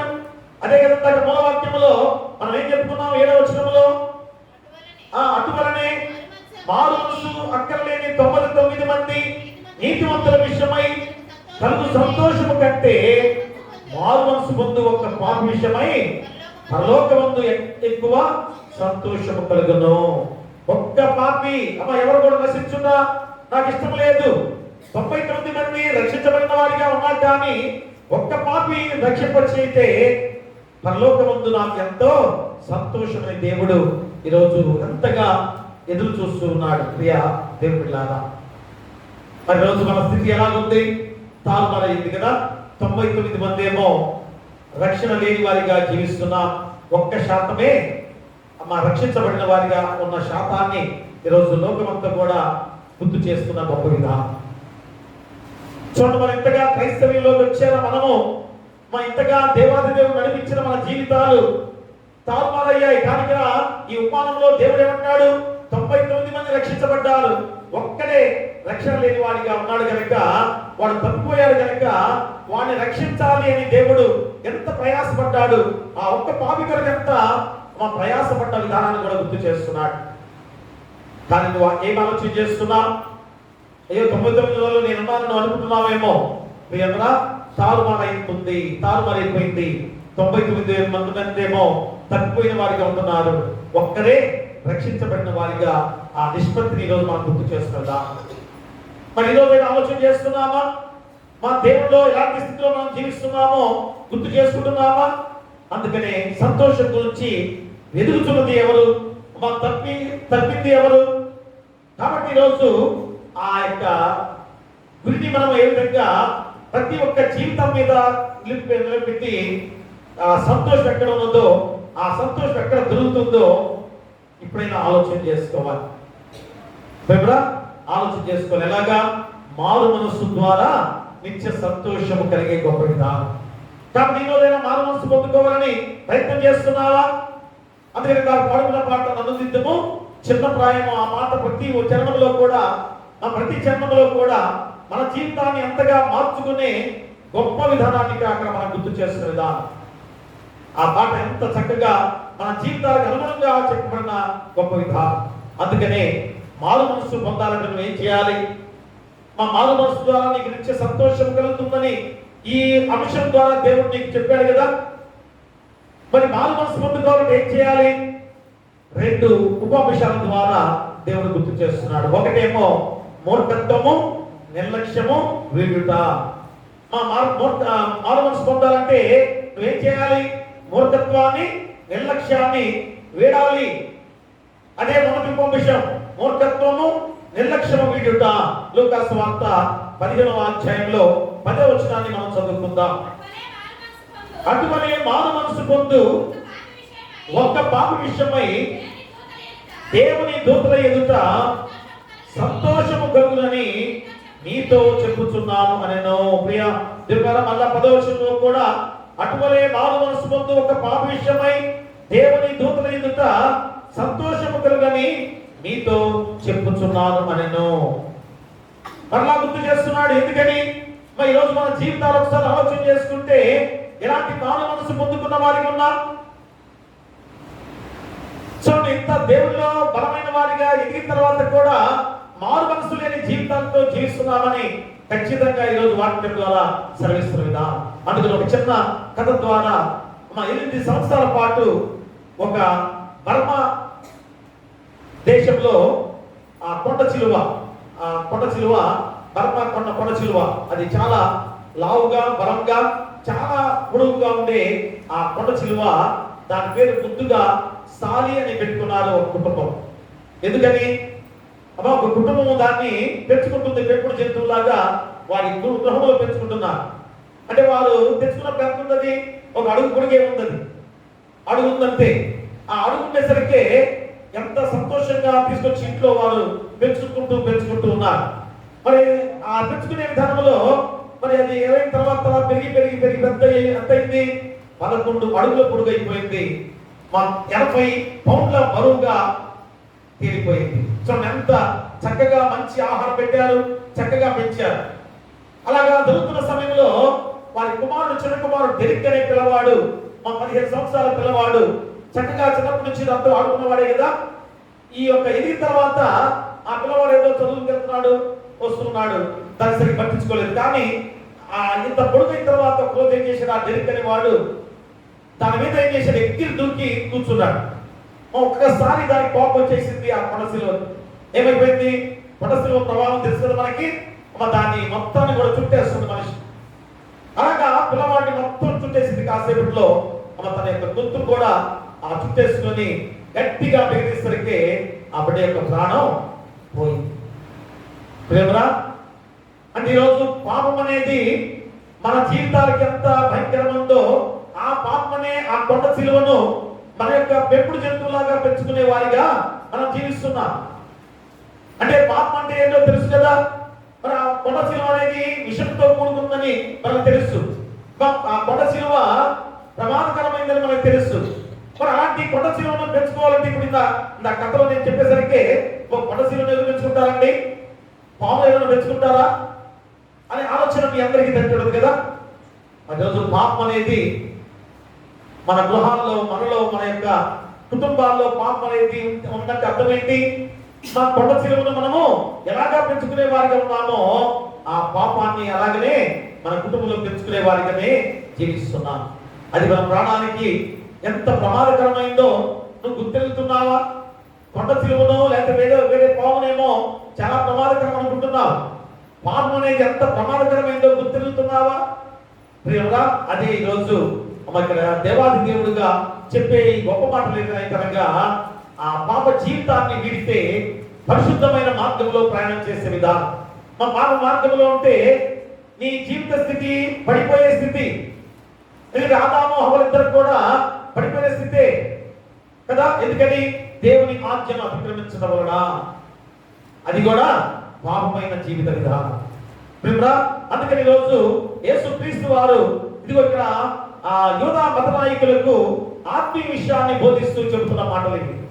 ఎందుకంటే వారు చాలా నిర్లక్ష్య భావంతో ఉన్నారు, మా మూర్ఖత్వంతో ఉన్నారు. మేమేంటి? యూదా నాయకులం, మేము పరిస్థితులం, ధర్మశాస్త్రం తెలిసిన వాళ్ళము అని అనుకుంటూ వారు జీవిస్తూ మూర్ఖత్వాన్ని, నిర్లక్ష్యాన్ని ఈరోజు మనకి వారి ద్వారా యేసుక్రీస్తు వారు గ్రహించి వారి యొక్క తప్పుని దిద్దడానికి చక్కని ఉపమానాలని గుర్తు చేస్తున్నాడు. ఎందుకంటే వీరి ఉద్దేశం ఏంటి? మా సుంకరులు పాపులు వీరందరూ కూడా యేసుక్రీస్తు వారి దగ్గరికి వస్తూ ఉన్నారు. సుంకరులు పాపులందరూ కూడా యేసుక్రీస్తు వారి దగ్గరికి వస్తున్నారు. వారు ఏమనుకుంటున్నారు? ఏంటి యేసుక్రీస్తు వారు సుంకరులను పాపులను ఆయన చేర్చుకుంటున్నాడు ఏంటి? ఎందుకని? ఎందుకంటే ఈ సుంకరులను పాపులను వారు పాపాత్ములు అని చెప్పేసి వారిని వెలివేసే భయంకరమైన జీవిత విధానం. అంటే మేమే నీతిమంతులం. చూడండి, అక్కడ ఇశ్రాయేలు జనాంగం గాని యూదా జనాంగం గాని దేవుడు నా స్వాస్థ్యం అని చెప్తే వీరి యొక్క భావన ఎలాగుంది? మా సుంకరులు పాపులు అనర్హులు కనుక వారిని క్రూరంగా గాను నీచంగా ఇంకా చాలా అదములుగా తీసివేసేవారు, దూరంగా నెట్టివేసేవారు. దేవునికి ఇష్టమేనా? మా 99 గొర్రెలు రక్షణ భాగ్యంలో ఉన్నాయి, కానీ ఒక్క గొర్రె తప్పిపోయింది. ఆ గొర్రె కొరకు యేసుక్రీస్తు వారు ఎంతగా ప్రయాసపడి ఆ గొర్రెను కూడా రక్షించిన విధానాన్ని ఇక్కడ మనకు తెలియజేస్తున్న సందర్భం. అందుకని ప్రియ దేవులారా, ఈరోజు యేసుక్రీస్తు ఇలాంటి వారి కొరకు 3 కృపా వైఖరులను వెల్లడి చేస్తూ ఈ ఉపమానాన్ని మనందరం కూడా చాలా చక్కగా 3 భాగాలుగా వివరిస్తూ చెబుతున్నాడు. అంటే ఈ 3 భాగాల్లో కూడా ఒకటే స్ఫురిస్తుంది. ఏమిటి? వెదకటం, కనుగొనటం. ఏమిటమ్మా వెతికేది? ఏమిటి కనుగొనేది? పోయిన గొర్రెను వెతకటమా? పోయిన నాణ్యాన్ని వెతకటమా? తప్పిపోయిన కుమారుడు వల్ల తిరిగి తండ్రి దగ్గర రావటమా? కాదు. ఈరోజు చాలా గొప్ప మర్మాన్ని 3 ఉపమానాల ద్వారా దేవుడు గుర్తు చేస్తున్నాడు. మరి ఏంటనగా తప్పిపోయిన నాశన స్థితిలో ఉన్న మానవాళి విషయమై దేవుడికి గల ఆందోళన. ఈ ఉపమానాన్ని దేనికి చెప్పాడు? మన తప్పిపోయిన మానవ నాశన స్థితి, తప్పిపోయిన మానవ జాతిని ఏ రీతిగా మళ్ళా తిరిగి దేవుని మార్గంలో నడిపించడానికి ఆయన ఎంత ఆందోళన పడ్డాడు, ఎంత దయాదాక్షిణ కృపావరమును చూపించాడు. తన ప్రాణాన్ని త్యాగం చేసి నిన్ను నన్ను రక్షించిన దేవాది దేవుడు. కాబట్టి మా తండ్రి కుమార పరిశుద్ధాత్ముడుగా మనల్ని మానవ విమోచన కొరకు ఆయన 3 రీతులుగా మన మధ్య నివసించిన దేవాది దేవుడు. కాబట్టి ప్రియ దేవులారా, ఈ 3 ఉపమానాలు కూడా ఏం తెలియజేస్తున్నాయి? 3 కాలాలను గుర్తు చేస్తున్నాయి. ఈ 3 ఉపమానాలు కూడా దేని గుర్తు చేస్తున్నాయి? 3 కాలాలను గుర్తు చేస్తున్నాయి. మొదటి ఉపమానం దేని గుర్తు చేస్తుంది అంటే ఈరోజు మనకి రెండు ఉపమానాలు తండ్రి తప్పిపోయిన కుమారుడు గురించి మళ్ళా చుట్టకాలంలో ఒక రోజు వాక్యంగా వస్తుంది. అందుకనే 2 ఉపమానాల గురించి చెప్పాడు. ఈ 2 ఉపమానాల గురించి చెప్పాడు. అదే ఈ మొదటి ఉపమానం ఏంటనగా తప్పిపోయిన గొర్రె విషయంలో చెప్పే ఆ ఉపమానం ఏంటనగా ఆదాము నుండి వాగ్దాన దేశం చేరు వరకు ఉన్న జనములకు గుర్తుగా చెబుతున్న ఉపమానం అది. ఆదాము మొదలుకొని పాలు తేనె ప్రవహించే వాగ్దాన దేశానికి నడిపించే ఇశ్రాయేలు జనాంగాల గురించి మన దేవుడు గుర్తు చేస్తున్నాడు. ఏమిటది? దేని గురించి? ప్రియ దేవుని బిడ్డలారా, ఒక్కసారి మనము ఈ యొక్క వాక్యాన్ని ఆలోచన చేసుకుంటే ఆదాము నుండి వచ్చిన ఆదాము నుంచి ఇశ్రాయేలు జనాంగం అంతా కూడా ఏ రీతిగా పాలు తేనె ప్రవహించే దేశంలో వెళుతున్న సందర్భంలో ఎన్నిసార్లు తప్పిపోయారు. మా తప్పిపోయిన గొర్రె ఎలా తప్పిపోయిందో, మా తప్పిపోయిన గొర్రె విషయముగా ఆనాడు ఇశ్రాయేలు జనాంగము కూడా ఎలాగ తప్పిపోయిన వారు ఉన్నారు. మా కొద్దిగా రేపు గురించి దయచేసి ఏమనుకోవద్దు, స్త్రీలు కొద్దిగా అనకూడదు, ఏమనుకోవద్దు. కొద్దిగా కొంతమంది కూర్చోవడం ఉంటారు కదా, వారికి కొద్దిగా ఇబ్బంది కలుగుతుంది. ఇంకా కూర్చోవడం చాలా మంది కూడా వస్తున్నారు కనుక దయచేసి కొద్దిగా స్థానం కొద్దిగా కొద్దిగా ప్లేసు వారికి సరిపోవడం. చాలా మంది కింద కూర్చోవాలని ఆశ ఉంది. దయచేసి అది గమనించుకొని కొద్దిగా చేసి ఉండాలి. ఇటువైపు ఇది ఎంతమంది కూర్చోవడం లేదు. కాబట్టి ప్రియ దేవులారా, ఈ ఉపమానం దేని గురించి చెప్పిందంటే తప్పిపోయిన గొర్రె గురించి కాదు. మా ఇశ్రాయేలు జనాంగము నా స్వాస్థ్యమని మన దేవుడు చెప్పిన ఆ జనాంగము ఎలాగ తప్పిపోయారు, ఎలా తప్పారు చూడండి ఒకసారి. కీర్తన గ్రంథంలో 105వ అధ్యాయం చూడండి ఒకసారి. కీర్తన గ్రంథంలో 105వ అధ్యాయము 10 నుంచి మనం చదువుకున్నట్లయితే 10వ వచనం, వారి సంఖ్య కొద్దిగా ఉండగను, ఆ కొద్ది మంది ఆ దేశమందు ప్రదేశులై ఉండగను, కొలవబడిన స్వాస్థ్యముగా కానాను దేశమును నీకు ఇచ్చెదనని ఆయన సెలవిచ్చారు. ఆ మాట యాకోబుకు కట్టడగాను ఇశ్రాయేలుకు ఇచ్చే నిబంధనగాను స్థిరపరిచి ఉన్నాడు. వారు జనము నుండి జనమునకును ఒక రాజ్యం నుండి మరొక రాజ్యమునకు తిరుగులాడుచుండగా నేను అభిషేకించిన వారిని ముట్టకూడదనియు నా ప్రవక్తలకు కీడు చేయకూడదనియు ఆయన ఆజ్ఞ ఇచ్చి ఆయన ఎవరినైనాను వారికి హింస చేయనీయలేదు. ఆయన వారి కొరకు రాజులను గద్దించెను. దేశం మీదికి ఆయన కరువు రప్పించెను. జీవనాధారమైన ధాన్యమంతయు కొట్టివేసెను. వారికంటే ముందుగా ఆయన ఒకరిని పంపెను. యోసేపు దాసులుగా అమ్మబడెను. వారి సంఖ్యల చేత అతని కాళ్ళు నొప్పించింది. ఇనుము అతని ప్రాణమును బాధించెను. ప్రేమరా, మొత్తం 22 వచనాల వరకు కూడా మీరు చదువుకున్నట్లయితే ఆ అరణ్య జీవిత విధానాన్ని గురించి మా ఎంతగా చెబుతున్న మాటలో చూడండి. అంటే దేవుడు ఎంతగా కాపాడుతూ, మా తండ్రి అయిన యెహోవా దేవుడు ఎంతగా కాపాడుతూ నడిపించాడు. కానీ వారు ఏం చేశారు? తప్పిపోయిన గొర్రెవలే ఉన్నారు. ప్రేమరా, తప్పిపోయిన గొర్రెవలే ఉన్నారు. ఎందుకని? అమ్మవారు లోకానుసారమైన జీవితం, ఈ లోక పచ్చదనం కొరకు వెతుకులాడే జీవితం, తిరుము త్రాగుము సుఖించులాగా ఈ లోకమే బాగుందనే విధానంలో సంతోషం ఇక్కడ ఉంది అనుకొని వారు ఏ విధంగా ప్రాకులాడుతున్న జీవిత విధానం. కానీ ఆ సంతోషము దేని కొరకు ఉండాలి? ఆ సంతోషం ఎక్కడ దొరుకుతుంది? ఆ సంతోషం ఎవరిలో దొరుకుతుంది? మా దేవుని దగ్గరే దొరుకుతుంది. దేవుల్లో లేదని మీరు అనుకుంటున్నారేమో. అయ్యా, రోజు ప్రార్థనకు వస్తే ఏమి సంతోషం? అదే చక్కగా ఈరోజు ఎంజాయ్ చేసుకుంటూ ఆదివారం కదా ఉదయాన్నే ఏదో తెచ్చుకోవడం, చక్కగా తిని మధ్యాహ్నం పూట ఎక్కడో శిఖాలు చేయడం, సాయంత్రం పూట ఎక్కడికో వెళ్ళటం, సినిమాలకు వెళ్ళటం, శిఖాలకు వెళ్ళటం, అది సంతోషం అనే భావన ఈ లోక జీవిత విధానం. ప్రియా నిర్మల, అంతకన్నా సంతోషం ఈరోజు ఎంత సంతోషం ఉంటుంది? మన దేవుని యొక్క ఆలయంలో పరిశుద్ధమైన మాటల ద్వారా, దేవుని శక్తివంతమైన మాటల ద్వారా మన జీవితాలు మంచి మార్గంలో ప్రయాణం చేస్తే ఎంతకన్నా సంతోషం ఏంటి? చెడు మార్గంలో వెళ్ళి జీవితాన్ని నాశనం చేసుకునే వాళ్ళని చూడలేదా? యవనస్తులుగా బలాత్తులుగా ఉన్న బిడ్డలు చెడు విధానంలో తిరిగి రోజు ఎలాగా నశించిపోయారో చూడలేదా? ఎంతమంది చనిపోయిన బిడ్డలు మనం చూడలేదా? ఇంతగా తెలిసిన తర్వాత కూడా ఈ లోక విధానమే ఆలోచన చేసుకొని ఇదే సంతోషం అంటూ జీవిస్తున్న వారికి ఉన్నారు. కనుక మా తిరిగి సక్రమైన మార్గమునకును రావాలన్న బుద్ధి వాటికి ఇంకను లేదు. చాలా మంది పాపులు ఈ గొర్రెలను పోలి ఉన్నారు. చూసారా, ఇంకను తిరిగి రావాలనే ఆలోచన వారికి లేదు కదా. యెహోవా దేవుడు ఎంతగా ఈ 105వ సంకీర్తనలో ప్రతి చరణంలో కూడా ఎంత గొప్పగా నేను మీకు ఏం చేశాను, మీకు ఎంత సహాయకుడిగా నేనున్నాను, ప్రతి విషయంలో మీకు అన్ని సమకూరుస్తున్నాను కదా, అయినా కానీ మీరు తప్పిపోతూ జీవిస్తున్నారని ఈరోజు బాధపడుతున్న విధానమే ఆ చెప్పే గొప్ప వాక్యం ప్రేమరా. అంటే తప్పిపోవడంలో చాలా బాధ కూడా ఉన్నది. ఎందుకంటే మా అబ్రహాము అలాగే నోవాహు నుంచి మొదలు పెట్టుకుంటే నోవాహును దేవుడు ఏర్పాటు చేస్తున్నాడు, అబ్రహామును దేవుడు ఏర్పాటు చేసుకున్నాడు, యాకోబును ఏర్పాటు చేసుకున్నాడు కదా. 10 గోత్రాల ద్వారా 12 గోత్రాల ద్వారా ఎంతగా ఏర్పాటు చేసుకొని ముందుకు సాగుతున్న ప్రయాణంలో యోసేపు కూడా తప్పిపోయిన వాడిగా ఉన్నాడు. ఎందుకని? మా యోసేపు చెడ్డవాడా? కాదు. మా తప్పించారు, లోకమే తప్పింప చేసిన విధానం.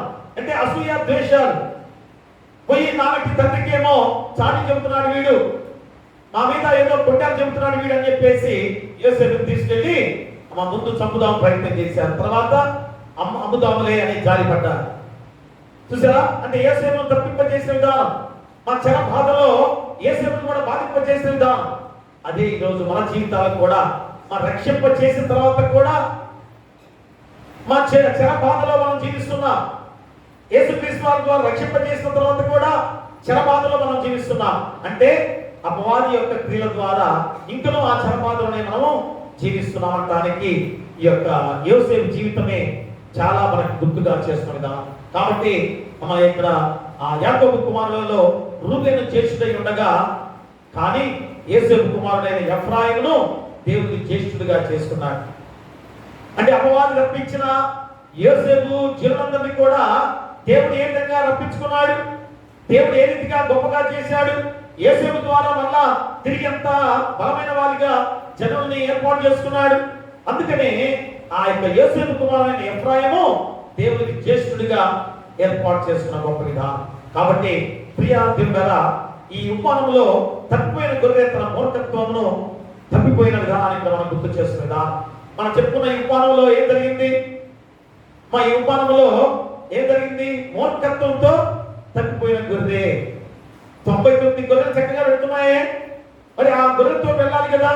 కానీ దీని యొక్క అహంభావం, దీని యొక్క మూర్ఖత్వంతో అయ్యా నేను ఈ విధంగా వెళ్ళిపోవాలి, అది అక్కడ పచ్చగా కనబడుతుంది కనుక ఆ గడ్డి నేను వేయాలి, నేను ఒక్కడే వేయాలి, ఈ 99 నాకేం పని.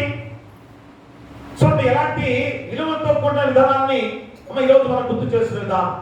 సమాజంలో మనము కూడా అదే స్థితి. ఈ 99 మందితో నాకెందుకు, నేను ఒక్కడే పోయి స్వార్థంగా పచ్చగడ్డ అక్కడ ఉంది కనుక ఆ పచ్చగడ్డని తిని బలంగా ఉండాలని ఆలోచన చేసుకొని మా దేవుని రక్షణలోంచి బయటకు వెళ్ళిపోయింది. ఆ రక్షణ దొడ్డిలోంచి బయటకు వెళ్ళిపోయింది. ఏమైపోయింది? మా రక్షణ దొడ్డిలోంచి బయటకు వెళ్తే ఎవరుంటారు? అపవాది సిద్ధంగా ఉంది. మా సింహం వలె, గర్జించే సింహం వలె ఎదురు చూస్తుంది. ఎవరు వస్తున్నారా, ఎవరు వస్తారా, బయటకు వస్తారని ఎదురు చూస్తున్నది. దానివల్ల బిడ్డలు ఈరోజు ఏ రీతిగా చెడిపోతున్నారో ఆలోచించే. రక్షణ దొడ్డిలో బంధింప చేయాలి. మా రక్షణ దొడ్డిలో ఖచ్చితంగా తల్లిదండ్రులుగా మీ బాధ్యత ఏంటి? ఆ బిడ్డల్ని క్రమశిక్షణగా నడిపించే విధానమే. ఆ క్రమశిక్షణ తప్పిపోతే బిడ్డలు చేజారిపోతున్నారు ప్రియాది కదా. ఈరోజు అందుకనే ఈ గొర్రె విషయంలో కూడా చెప్పిన ఉపమానం అదే. తప్పైన గొర్రెను వెలుగుటలో కాపరి చూపించిన గొప్ప విధానాన్ని ఇక్కడ మనం గుర్తు చేస్తున్నాడు. ఏమిటనగా గొర్రె యొక్క తన మూర్ఖత్వం వలన ఏ రీతిగా అది అటు ఇటు వెళ్ళిపోయే స్వభావం కలిగిన విధానాన్ని, మా పచ్చదనాన్ని ఆశించే ఆ నైజాన్ని ఈరోజు మనం గుర్తు చేస్తున్నాం.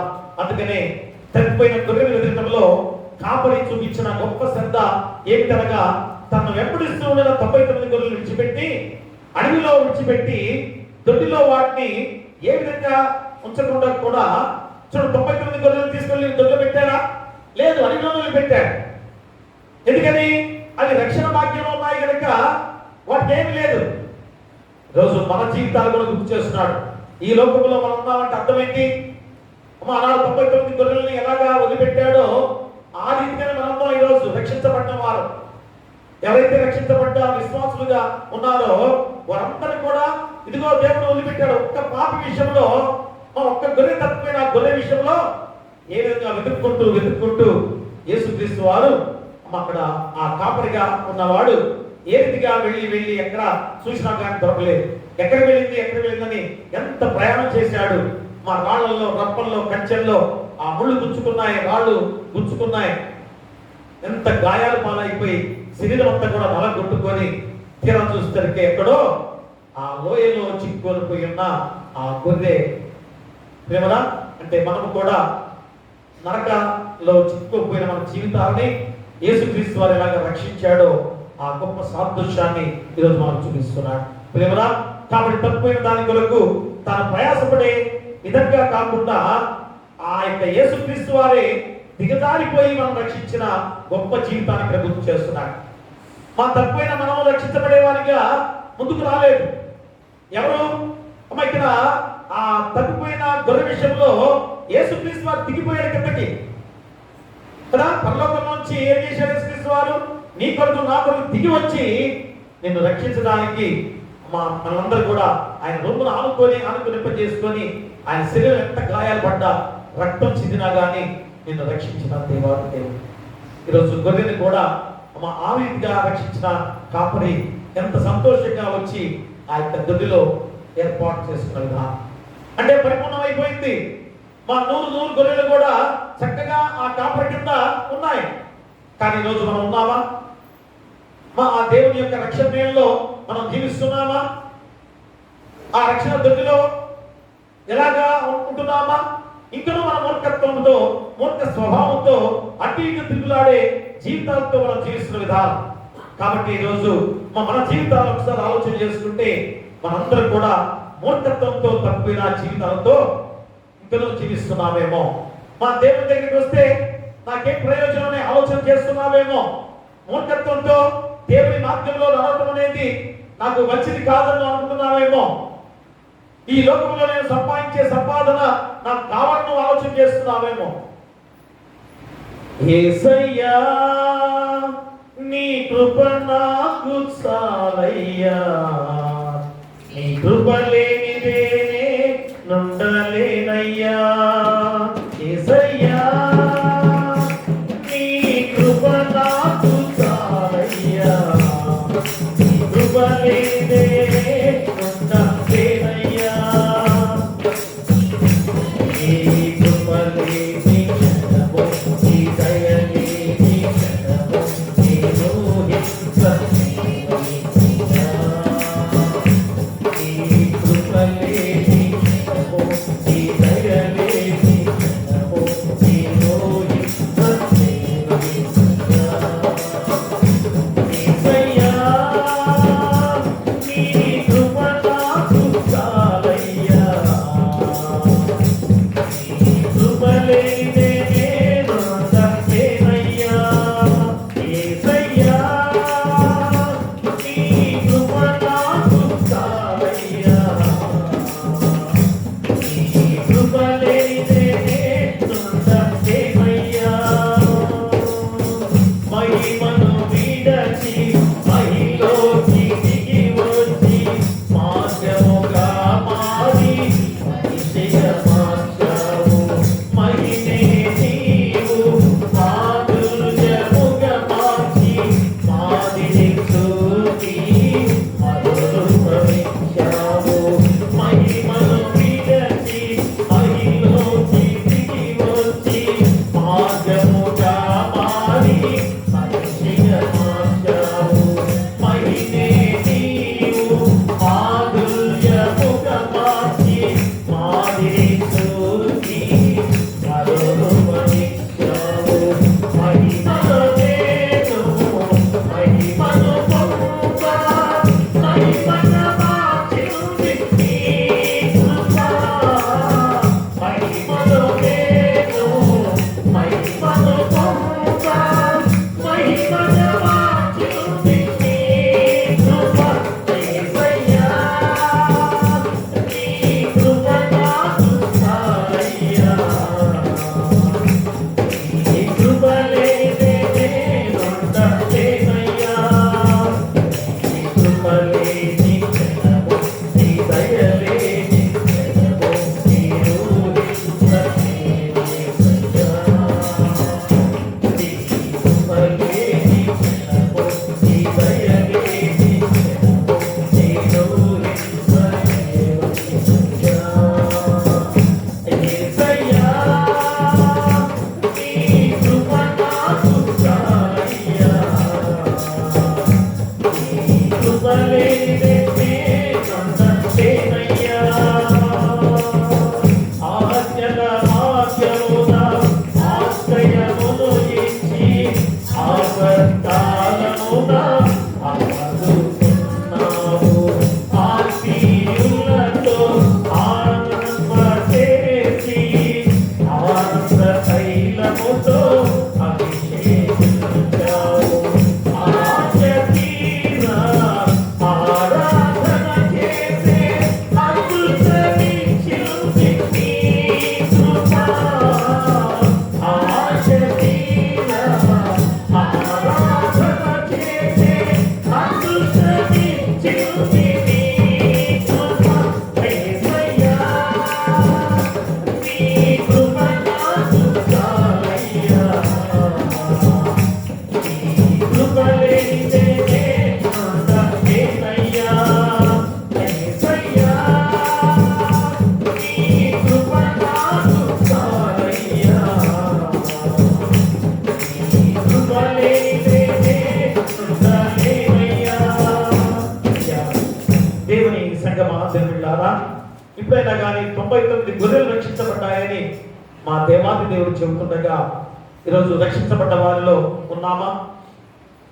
కాబట్టి ఇప్పుడైనా కానీ ఆలోచన చేసుకొని మొదటి ఉపమానంలో గొర్రె తప్పిపోయింది ఎలాగా? మూర్ఖత్వం ద్వారా. మరి రెండో ఉపమానాన్ని మనం చూసినట్లయితే ఇంటిలో పోగొట్టుకున్న నాణెం. ఇదేమో లోక జీవితాన్ని మనం ఏ విధంగా దేవునికి దూరం అయిపోతున్న జీవిత విధానాలు. ఇప్పుడు గృహంలో కూడా మన జీవితాన్ని ఎలాగ పోగొట్టుకునే వారిగా జీవిస్తున్నామో ఎంత చక్కగా రెండో ఉపమానాన్ని మనం గుర్తు చేస్తున్నాడు. అంటే ఇంటిలో పోగొట్టుకున్న నాణ్యం ఏ విషయంలో గుర్తు చేస్తున్నాడు? గృహ జీవితాన్ని గురించి నీకు గుర్తు చేస్తున్నాడు. మా గృహం ఒక పరలోకం. అలాంటి పరలోకముగా ఉన్న గృహంలోనే తప్పిపోయిన వారిగా మనం జీవిస్తున్నాం. అదే ఇశ్రాయేలు ఒక జనముగాను రాజ్యముగాను ప్రాకారములు కట్టుకొని జీవించిన కాలం. అంటే ధర్మశాస్త్రం, ఆజ్ఞలు, నాయకులు, యాజకులు, న్యాయాధిపతులు, రాజులు, ప్రవక్తలు గల కాలం. మరి ఇది నాణ్యం వలె విలువైన కాలము. చూసారా, దేవుడు ఏ విధంగా ఒక ఆజ్ఞను ధర్మశాస్త్రం ద్వారా ఆజ్ఞను మనకిచ్చి నాయకులను ఏర్పాటు చేసి రాజులను మధ్యలో ప్రవక్తలను చూడండి దేవుడు ఏర్పాటు చేసిన గృహముగా మా నాడు చెబుతున్న గొప్ప విధానం. కానీ ఈరోజు గృహం గురించి కూడా నీకు గుర్తు చేస్తున్నాడు. మరి ఈ గృహం కూడా ఒక పరలోకంతో సమానమే. కాబట్టి ఆ గృహంలో నువ్వు ఇలాంటి స్థితిని కోల్పోతున్నావో నీకు గుర్తు చేస్తున్నాడు. అంటే రెండు చూడండి, అంటే ఆ దేవుని వాక్యానికి రెండంచుల ఖడ్గమంటానికి ఇదే నిదర్శనం. మా గృహం అంటే రెండు విధాలుగా నీవున్న గృహం విషయంలో, అలాగనే దేవుని గృహముగా ఉన్న మనందరి గృహాలు అంటే ఒకే గృహముగా క్రైస్తవ గృహముగా మార్చబడ్డ గృహం గురించి చెబుతున్నాడు. చూడండి, పేతురు రాసిన మొదటి పత్రిక, పేతురు రాసిన మొదటి పత్రిక 2వ అధ్యాయము 9 నుంచి 10 వచనాలు చదవండి. అయితే మీరు చీకటిలో నుండి ఆశ్చర్యకరమైన తన వెలుగులోనికి మిమ్మల్ని పిలిచిన వాని గుణాతిశయమును ప్రచురము చేయి నిమిత్తము ఏర్పరచబడిన వంశమును, రాజులైన యాజక సమూహమును, పరిశుద్ధ జనమును, దేవుని సొత్తైన ప్రజలై ఉన్నారు. ఒకప్పుడు ప్రజగా ఉండక ఇప్పుడు దేవుని ప్రజలైతది, ఒకప్పుడు కనికరింపబడక ఇప్పుడు కనికరింపబడిన వారైతది. చూసారా, అంటే దేవుని గృహముగా మనందరం ఆ గృహములో ఒక కుటుంబంగా ఉన్న జీవితాన్ని కూడా ఇక్కడ గుర్తు చేస్తున్నాడు. అంటే ఇశ్రాయేలు విలువ గల గొప్ప జనము దేవుడే వారిని విలువ గల వారిగా చేసిన గొప్ప విధానం. అంటే ఆ నాణం విలువ ఎంత గొప్పదో గుర్తు చేస్తున్నాడు. అంటే క్రైస్తవ జీవితంలో ఉండే ఆ విలువే నాణ్యంతో పోలుస్తూ చెబుతున్నాడు. అలాంటి విధానమే ప్రియమరా ఆయనను వారు వాగ్దాన దేశంలో తప్పిపోయిన జనులుగా ఉన్నారు. చూసారా, వాగ్దాన దేశంలో తప్పిపోయిన వారు ఉన్నారు. అందుకనే ధర్మశాస్త్రము దేని గుర్తు? దీపములకు గుర్తు. ధర్మశాస్త్రం దేని గుర్తమ్మా? దీపానికి గుర్తు. తర్వాత నాయకులు, న్యాయాధిపతులు, రాజులు, ప్రవక్తలు వీరందరూ కూడా దేని గుర్తు? చీకటికి గుర్తుగా ఉన్నారు. ఎందుకని? ధర్మశాస్త్రం వెలుగు గుర్తుగా ఉంటే అంటే మీరందరూ దేవుడు ఏర్పాటు చేసినా కానీ మన జీవితాలను మార్చుకోలేని విధానం, మారు మనసుగా పొందుకోలేని జీవిత విధానం. అందుకని చీకటికి గుర్తుగా చేసిన విధానం. అందుకనే 400 సంవత్సరాలు నిశ్శబ్ద కాలం, చీకటి కాలం కదా. నాయకులు ఏర్పాటు చేశాడు, రాజులను ఏర్పాటు చేశాడు, ప్రవక్తలను ఏర్పాటు చేశాడు. అందరూ కూడా ఏర్పాటు చేసి ఎంతో బోధించినా కానీ, ఎంతో సక్రమైన మార్గంలో నడిపిస్తున్నా కానీ మారు మనసు పొందలేదు ప్రియమల. కాబట్టి 400 సంవత్సరాల నిశ్శబ్ద కాలము చీకటి కాలం అయిపోయిన అదే చెబుతున్నాడు ప్రియమల. దేవుని వాక్య దీపమును వారు తమ జీవితాల్లో వెలిగించలేదు, ఎందుకంటే నిర్లక్ష్యము ప్రియమల. అది ఈరోజు రెండో ఉపమానము. ఆ యొక్క స్త్రీ 10 వెండి నాణాలలో ఒక నాణ్యాన్ని పోగొట్టుకుంది. దేనికి? నిర్లక్ష్యం. ఇది చాలా ప్రాముఖ్యమైనది. ఆ వెండి నాణ్యాలు దేనికి గుర్తుగా ఉన్నాయి? ఒక స్త్రీ మెడలో మంగళసూత్రంతో పోల్చబడిన విధానం. పాలస్తీనా దేశంలో ఏ విధంగా 10 వెండి నాణ్యాలు ఏం చేస్తారు? ఆ స్త్రీకి ముసుగేస్తారు. చూడండి, మీరు పెళ్లికి పార్టీగా వచ్చినప్పుడు ముసుగేస్తారు చూసారు. దానికి 10 వెండి నాణ్యాలు చుట్టి వెండి తీగతో చుడతారు. అది ఎవరిస్తారు? పుట్టింటి వాళ్ళు ఇస్తారు. తల్లి తండ్రి ఆ కూతురికి తల్లిదండ్రిగా ఒక ఆస్తి కింద దాన్ని ఇస్తారు, ఆస్తి కింద ఇస్తారు. అది ఎంత జాగ్రత్త మీకు కూడా తెలుసు కదా. ఆడవాళ్ళు ఉంటారు, ఆడవాళ్ళు ఉంటారు కదా. స్త్రీలందరూ కూడా మా తల్లిదండ్రులు ఇచ్చిన ఆస్తి చాలా జాగ్రత్తగా చూసుకుంటారు. చిన్న పెట్టె కూడా జాగ్రత్తగా చూసుకుంటారు కదా.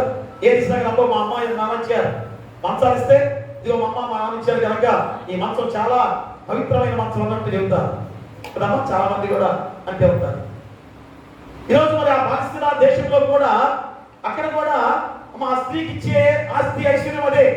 ఆ 10 వెండి నాణ్యాలకి ఒక వెండి తీగ ద్వారా చుట్టి ఆ వస్త్రాన్ని తన మీద కప్పుకునే విధానం. అంటే పురుషుడికి ఆధిక్యతగా ఉండే విధానంలో ఆ వెండి నాణ్యాలు తల మీద పెట్టుకునే దాన్ని మంగళసూత్రముగా పోల్చుకునేవారు. మరి రోజు మంగళసూత్రాన్ని ఎవరికైనా ఇస్తారా కదా? ఏదైనా ఎంత ఆస్తున్నా కానీ అమ్ముకుంటారు, కానీ మంగళసూత్రాన్ని ఎవరికైనా ఇచ్చి పోయి డబ్బు తెచ్చుకో అంటారా? ఏ మాత్రం కూడా కదా. అంత జాగ్రత్త కలిగిన ఆ మంగళసూత్రాల ఆ వెండి నాణ్యాలని ఒక నాణ్యం పోగొట్టుకుందంటే అర్థమైంది నిర్లక్ష్యము. ఎంత నిర్లక్ష్యంతో కూడినది. అంటే ఈరోజు మన యొక్క సాంఘిక జీవిత విలువల గురించి మనం చెబుతున్నాడు. మరి 10 వెండి నాణాలు దేని గుర్తు చేస్తున్నాడు? దేని సాదృశ్యం? సాంఘిక విలువలు, అంటే మన జీవిత విలువల గురించి చెబుతున్నాడు. ఏంటనగా సాంప్రదాయము విషయంలో. ఏ సాంప్రదాయం? ఈ లోకపరమైన సాంప్రదాయాలు బాగానే పాటిస్తారు కదా. క్రైస్తవ సాంప్రదాయాన్ని పాటించాలి. అది ఒక విజ్ఞానం. 10 వెండి నాణాల్లో ఒక విజ్ఞానం ఏంటి? క్రైస్తవ సాంప్రదాయాన్ని పాటించుకోవాలి. అదే క్రైస్తవ జీవితము ఒక బంగారు నాణ్యంతో పోల్చబడింది, విశ్వాసముతో ముడిపడి ఉంది. ఏమిటి ఆ నాణ్యము? విశ్వాసము. మనం దాన్ని సాంప్రదాయంగా తీసుకోవాలి క్రైస్తవులుగా. కాబట్టి ఈరోజు ఈ 10 వెండి నాణాలు సాంఘిక విలువలతో కూడిన సందర్భంగా చెబుతున్నప్పుడు సాంప్రదాయంగా తెలియజేస్తున్నాడు. రెండవది స్త్రీ ఆస్తి. ఏంటది స్త్రీ ఆస్తి? ఆ 10 వెండి నాణాలు దేనికి తల్లిదండ్రులు ఎత్తికిస్తారు? ఒక రక్షణగా ఉంటుందని ఇస్తారు. ఇప్పుడు కూడా చాలా మంది ఏం చేస్తారు, ఆస్తి బాగున్న వాళ్ళు ఏం చేస్తారు, కొన్ని ఒక 10 లక్షలు ఫిక్స్డ్ డిపాజిట్ చేస్తారు వాళ్ళ కూతురు కదా, అంటే రక్షణ కొరకు కదా. అదేవిధంగా ఈ 10 వెండి నాణ్యాలు మా స్త్రీకి ఇచ్చే ఆస్తి ఒక రక్షణ. అంటే క్రైస్తవ జీవితానికి ఒక రక్షణ అనేది అవసరమనే చెప్పే గొప్ప నాణ్యము ప్రేమరా. ఇక మూడవది నూతన నిబంధన. మా మూడో వెండి నాణ్యం పేరేంటి? నూతన నిబంధన. ఈ 10 వెండి నాణ్యములు ఈమెకి ఈమె భర్తకి మధ్య నిబంధన గుర్తుగా ఉన్నది. అంటే ఒప్పందానికి, ఉడంబడికకి, జీవిత అంగీకారానికి సూచనగా ఉంది. అంటే క్రైస్తవ జీవితంలో దేవునితో నిబంధన. మూడవ వెండి నాణ్యం నుంచి అదే చెబుతున్నాడు, మా దేవునితో నిబంధన. అంతేగాని మరి ఏదో ఈ లోకపరమైన విధానంలో భార్య భర్తల మధ్య దేవుడు నిబంధనగా చేశాడు అనుకుంటున్నావేమో. మా దేవునితో నిబంధన అంటే భర్తగా మరి ఏ విధంగా గుర్తు చేస్తున్నాడు? అంటే భర్తతో నువ్వు ఏ విధంగా ఉడంబడిక చేసుకొని భార్య భర్తలుగా ఉంటున్నారు. అది మనము క్రైస్తవ జీవితంలో దేవునితో ఉడంబడిక, దేవునితో నిబంధన. అందుకనే వరుడుగా యేసుక్రీస్తు వారు వధువుగా సంఘముగా ఉన్నారు. అదే మూడవ వెండి నాణ్యం. అలాగే నాలుగవ వెండి నాణ్యం ఏంటి? స్వీయ అనుబంధం.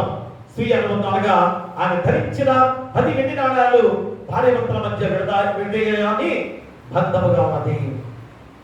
నాలుగవ వెండి నాణ్యము దేని గుర్తుగా? స్వీయ అనుబంధముగా. అంటే క్రైస్తవ జీవితంలో మనకి ఉన్న బంగారు నాణ్యము కుమారత్వాన్ని పోల్చబడిన గొప్ప విధానము. కుమారత్వం అంటే దేవునికి వారసులుగా ఆ అనుబంధాన్ని మనం గుర్తు చేసుకుందాం. ఇక ఐదవది సగౌరవ కులమానం. మా సగౌరవ కులమానం అంటే అర్థం ఏంటి? తాను ధరించిన 10 వెండి నాణ్యాల ద్వారా వివాహితగా ఆమె సమాజంలో గౌరవించబడే విధానం. ఆ 10 వెండి నాణ్యాలతో తన మీద ఎప్పుడైతే అలంకరిస్తారో వివాహమైంది. ఈరోజు మనం ఏం చేస్తాం? ఈ మెడలో సూత్రాన్ని కొంతమంది కనిపెట్టలేదు కదా, ఏం చేస్తారు? కాళ్ళకి మెట్టలు చూస్తారు. ఓ ఈమె పెళ్ళైంది అనే భావన చాలా మంది చెబుతుంటారు. మన తర్వాత తాళి గుర్తు కూడా, మంగళసూత్రం కూడా వివాహాన్ని గుర్తుగా మనం గుర్తు చేసుకునే విధానం. ఆ పరిస్థితులలో మన ఈ యొక్క జనాంగానికి అదే గుర్తు, వివాహమైన గుర్తుగా. అది ఎంతో గౌరవ విధానంలో, ఎందుకంటే స్త్రీ వివాహమైన స్త్రీ అని గౌరవించే గొప్ప విధానం. అందుకనే సగౌరవ కులమానంగా అది గుర్తు చేసేది. కానీ ఈరోజు ఆ విషయంలో ఒక క్రైస్తవ జీవితంలో మన ఘనత ప్రభువును బట్టి అనేది మనం గుర్తు చేసుకోవాలి. మరి ఎప్పుడైతే క్రైస్తవ జీవితం కలిగిన ఈ జీవితాన్ని మా దేవుడు నిన్ను ఏ విధంగా రక్షింపజేసిన దానిలో దేవుడు స్వీకరించిన దాన్ని బట్టే ఆ గౌరవం నీకు కలుగుతుంది. ఆలోదేంటి? సాక్ష్యం అనే వెండి నాణ్యం. సాక్ష్యం అనగా ధరించిన 10 వెండి నాణ్యాలు ప్రపంచానికి సాక్ష్యం. ఈమె వివాహితురాలు. ఆ 10 వెండి నాణ్యాలు తన మీద పెడితే అర్థమైంది ఈమె పెళ్ళైంది. లోకమే సాక్ష్యం కదా. ఆ సాక్ష్యమే అమూల్యమైన క్రైస్తవ జీవితంలో బంగారు నాణ్యం ధరించే మనల్ని ప్రపంచం మీరు క్రీస్తు సాక్షులుగా గుర్తు చేసుకునే విధానం. ఈరోజు క్రైస్తవ జీవితమే మా క్రీస్తు సాక్షులుగా మీరు అని చెప్పే గొప్ప సాక్ష్యం. ఏడవది సౌందర్యం. ఆమె ధరించిన వెండి నాణ్యాలు ఆమె సౌందర్యాన్ని వినింపజేస్తుంది. ఆ 10 వెండి నాణ్యాలు కూడా తనకి చుట్టేసరికి అంత అందంగా కనిపించేవిదా సౌందర్యాన్ని వినింపజేస్తుంది. అది ఏంటి?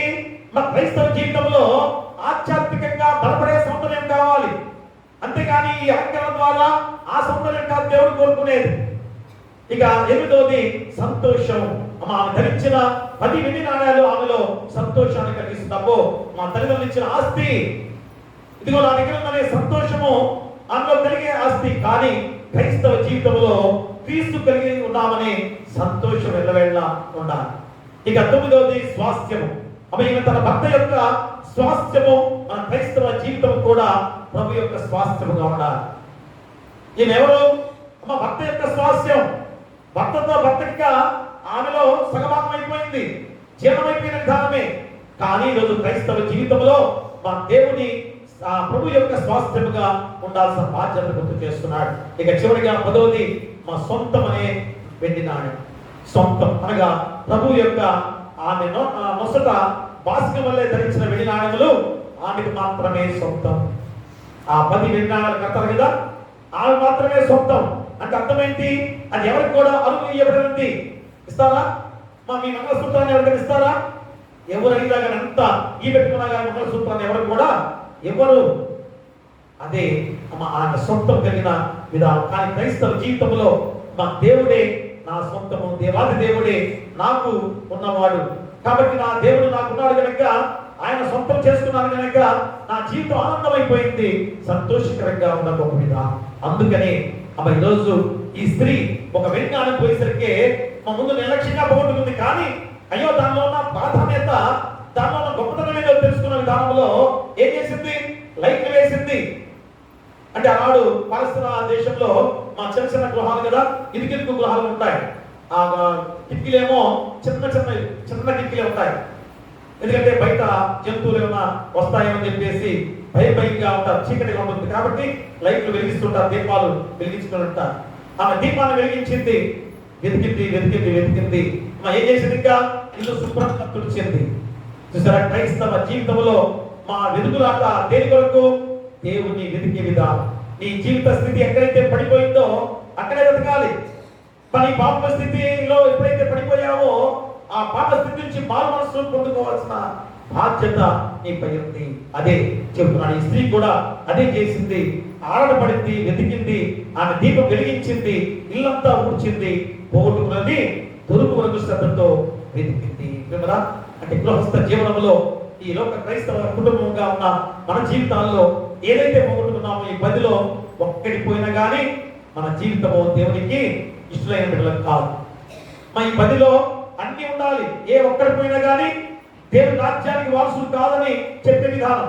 అందుకని అన్ని కూడా విలువలతో కూడిన మన జీవితాన్ని దేవునికి అంకితం చేసుకోవాల్సిన బాధ్యత మనపై ఉంది. ఇక 3వది మనకి లేదు పాఠం కదా, ఈరోజు మనకి ఆ పాఠం లేదు. ఏమిటది? అవివేకంతో కూడిన విధానంలో. దేవుని ఇంటిలో అంటే తండ్రి ఇంట్లో ఎంత బాగుంది, అయినా కానీ అవివేకం, బయట ఏదో బాగుంది అని లోకంలో వెళ్ళాడు. మా తప్పిన కుమారుడిగా ఎంత అవస్థలు పడ్డాడో భయంకరంగా. తిరిగి అయ్యో నా తండ్రి ఇంట అనేక నివాసాలు, అనేక మంది కూలివాళ్ళు ఉన్నారు, నా తండ్రి ఇంట ఎంతో మంది పనిచేసేవారు ఉన్నారు, మరి వారు ఎంత హాయిగా ఉన్నారు, నేనేంటి నా ఈ బాధ అనుకొని నా తండ్రి ఇంటికి తిరిగి వెళ్ళాలని తనకు తానుగా మారు మనసు పొందుకున్నాడు, తిరిగి వచ్చాడు. ఈరోజు మనం కూడా అదే చెయ్యాలి. ప్రేమరా అంటే గొర్రెమో తప్పిపోయింది మొత్తత్వం స్వభావంతో. ఇక్కడ స్త్రీ ఒక వెండి నాణ్యమేమో నిర్లక్ష్యంతో పోగొట్టుకుంది, మళ్ళా వెతుక్కుంది కదా.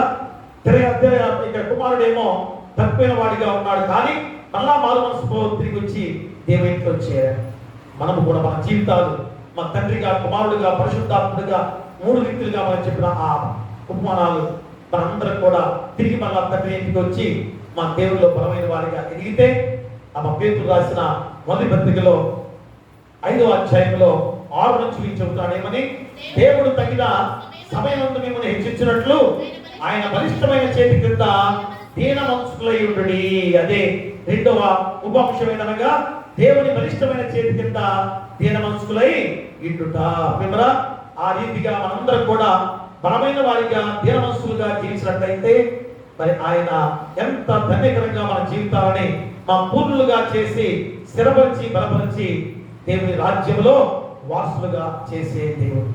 కాబట్టి ఈరోజు ఇప్పుడైనా గమనించుకొని మన జీవితాలు మారు మనసుగా ఇప్పుడైనా కానీ పొందుకొని మాకు ఖచ్చితంగా ఆ సంతోషం అనుభవంతో నడిచేవాడిగా ఉన్నట్లయితే మా దేవుని రాజ్యంలో పరమ సంతోషం పొందే గొప్ప భాగ్యత ఈ రోజు కలగబోతోంది. అది రెండవ ఆరాధనలో పరలోకంలో కలిగే సంతోషం ఏంటో మనం గుర్తు చేసుకునే రెండవ ఆరాధనలో వాక్యం.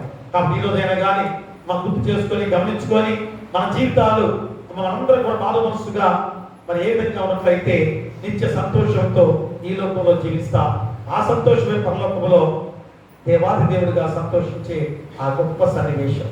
అలాంటి స్థితి మీకు ఉండాలని కోరుతూ మీకును మీ కుటుంబాలకును సదాకాలం దేవుడు తోడైనను గాక. ఆమేన్. సమస్త జ్ఞానం ఇచ్చిన దేవుని సమాధానం యేసుక్రీస్తు వల్ల మీ హృదయములకును మీ తలపులకును కావలేదును గాక. ఆమేన్. దేవా నాయందు శుద్ధ హృదయము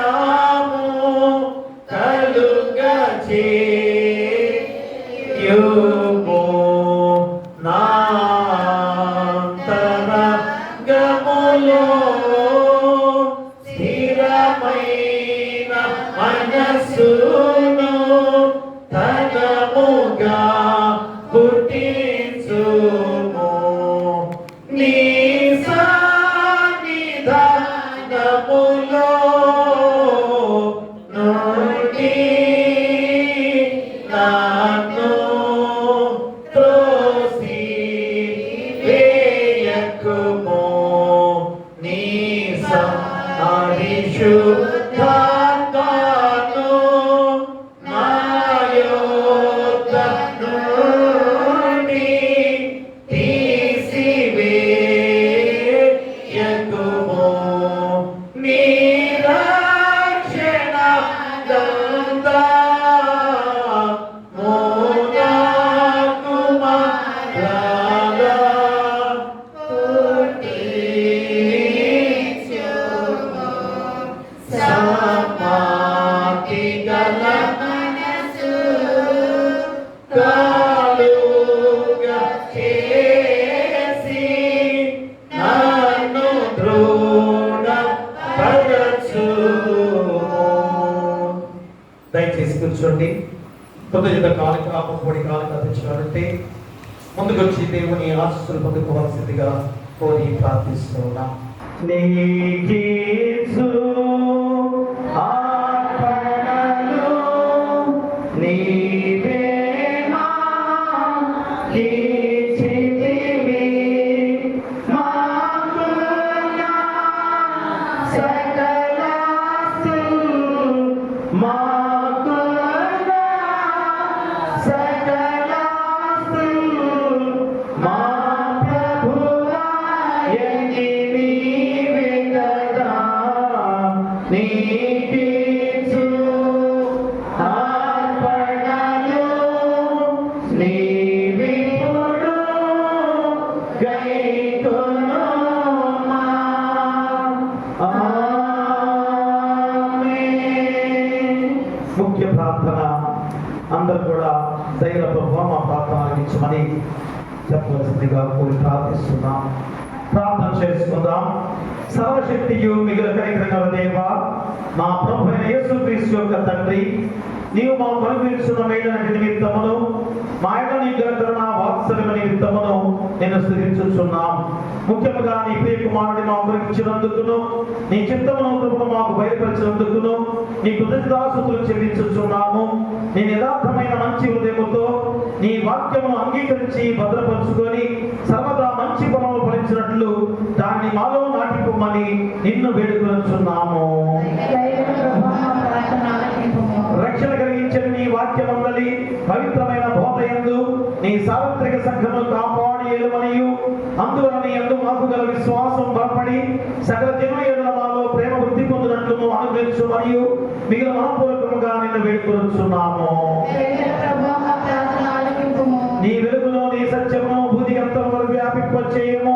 మా స్వజనులకును సకల జనాంగములకును నీ స్వార్థను పాటించడానికి నమ్మకమైన గురువులను బోధకులను ప్రతిష్ఠించి వారి పనులను ఎందును వారిని నడిపించి కాపాడి అభివృద్ధి కలుగు చేయుము.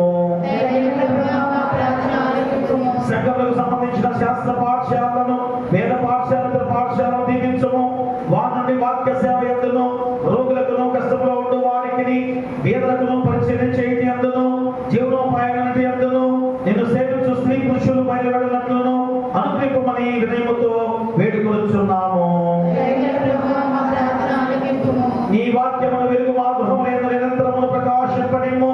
పరిశుద్ధ బాప్తిస్మమందు నీవు బిడ్డలతో చేసిన ఉడంబడికను వారు నిలుపుకున్నట్లు సంఘ బిడ్డలందరినీ కాపాడము. వారి నీ యందు విశ్వాసం గల వారిని గను నీ చిత్తమును అనుసరించి నడుచుకున్న వారిని గను పెంచునట్లు తల్లిదండ్రులందరికీ నీ కృపను అనుగ్రహించుము. అధికారులందరికీ ముఖ్యముగా రాష్ట్రపతిని ప్రధానమంత్రికి ముఖ్యమంత్రులకును గవర్నర్లకును శాసన నిర్మాణ సభ్యులకును న్యాయాధిపతులు మొదలగు వారికి అందరికీ క్షేమమును ఆరోగ్యమును అనుగ్రహించుము. వారి నీతి న్యాయములను నిలవబెట్టి దివ్యమైన నీ చిత్త ప్రకారము ఏలునట్లు వారికి నీ కృపను అనుగ్రహించుము.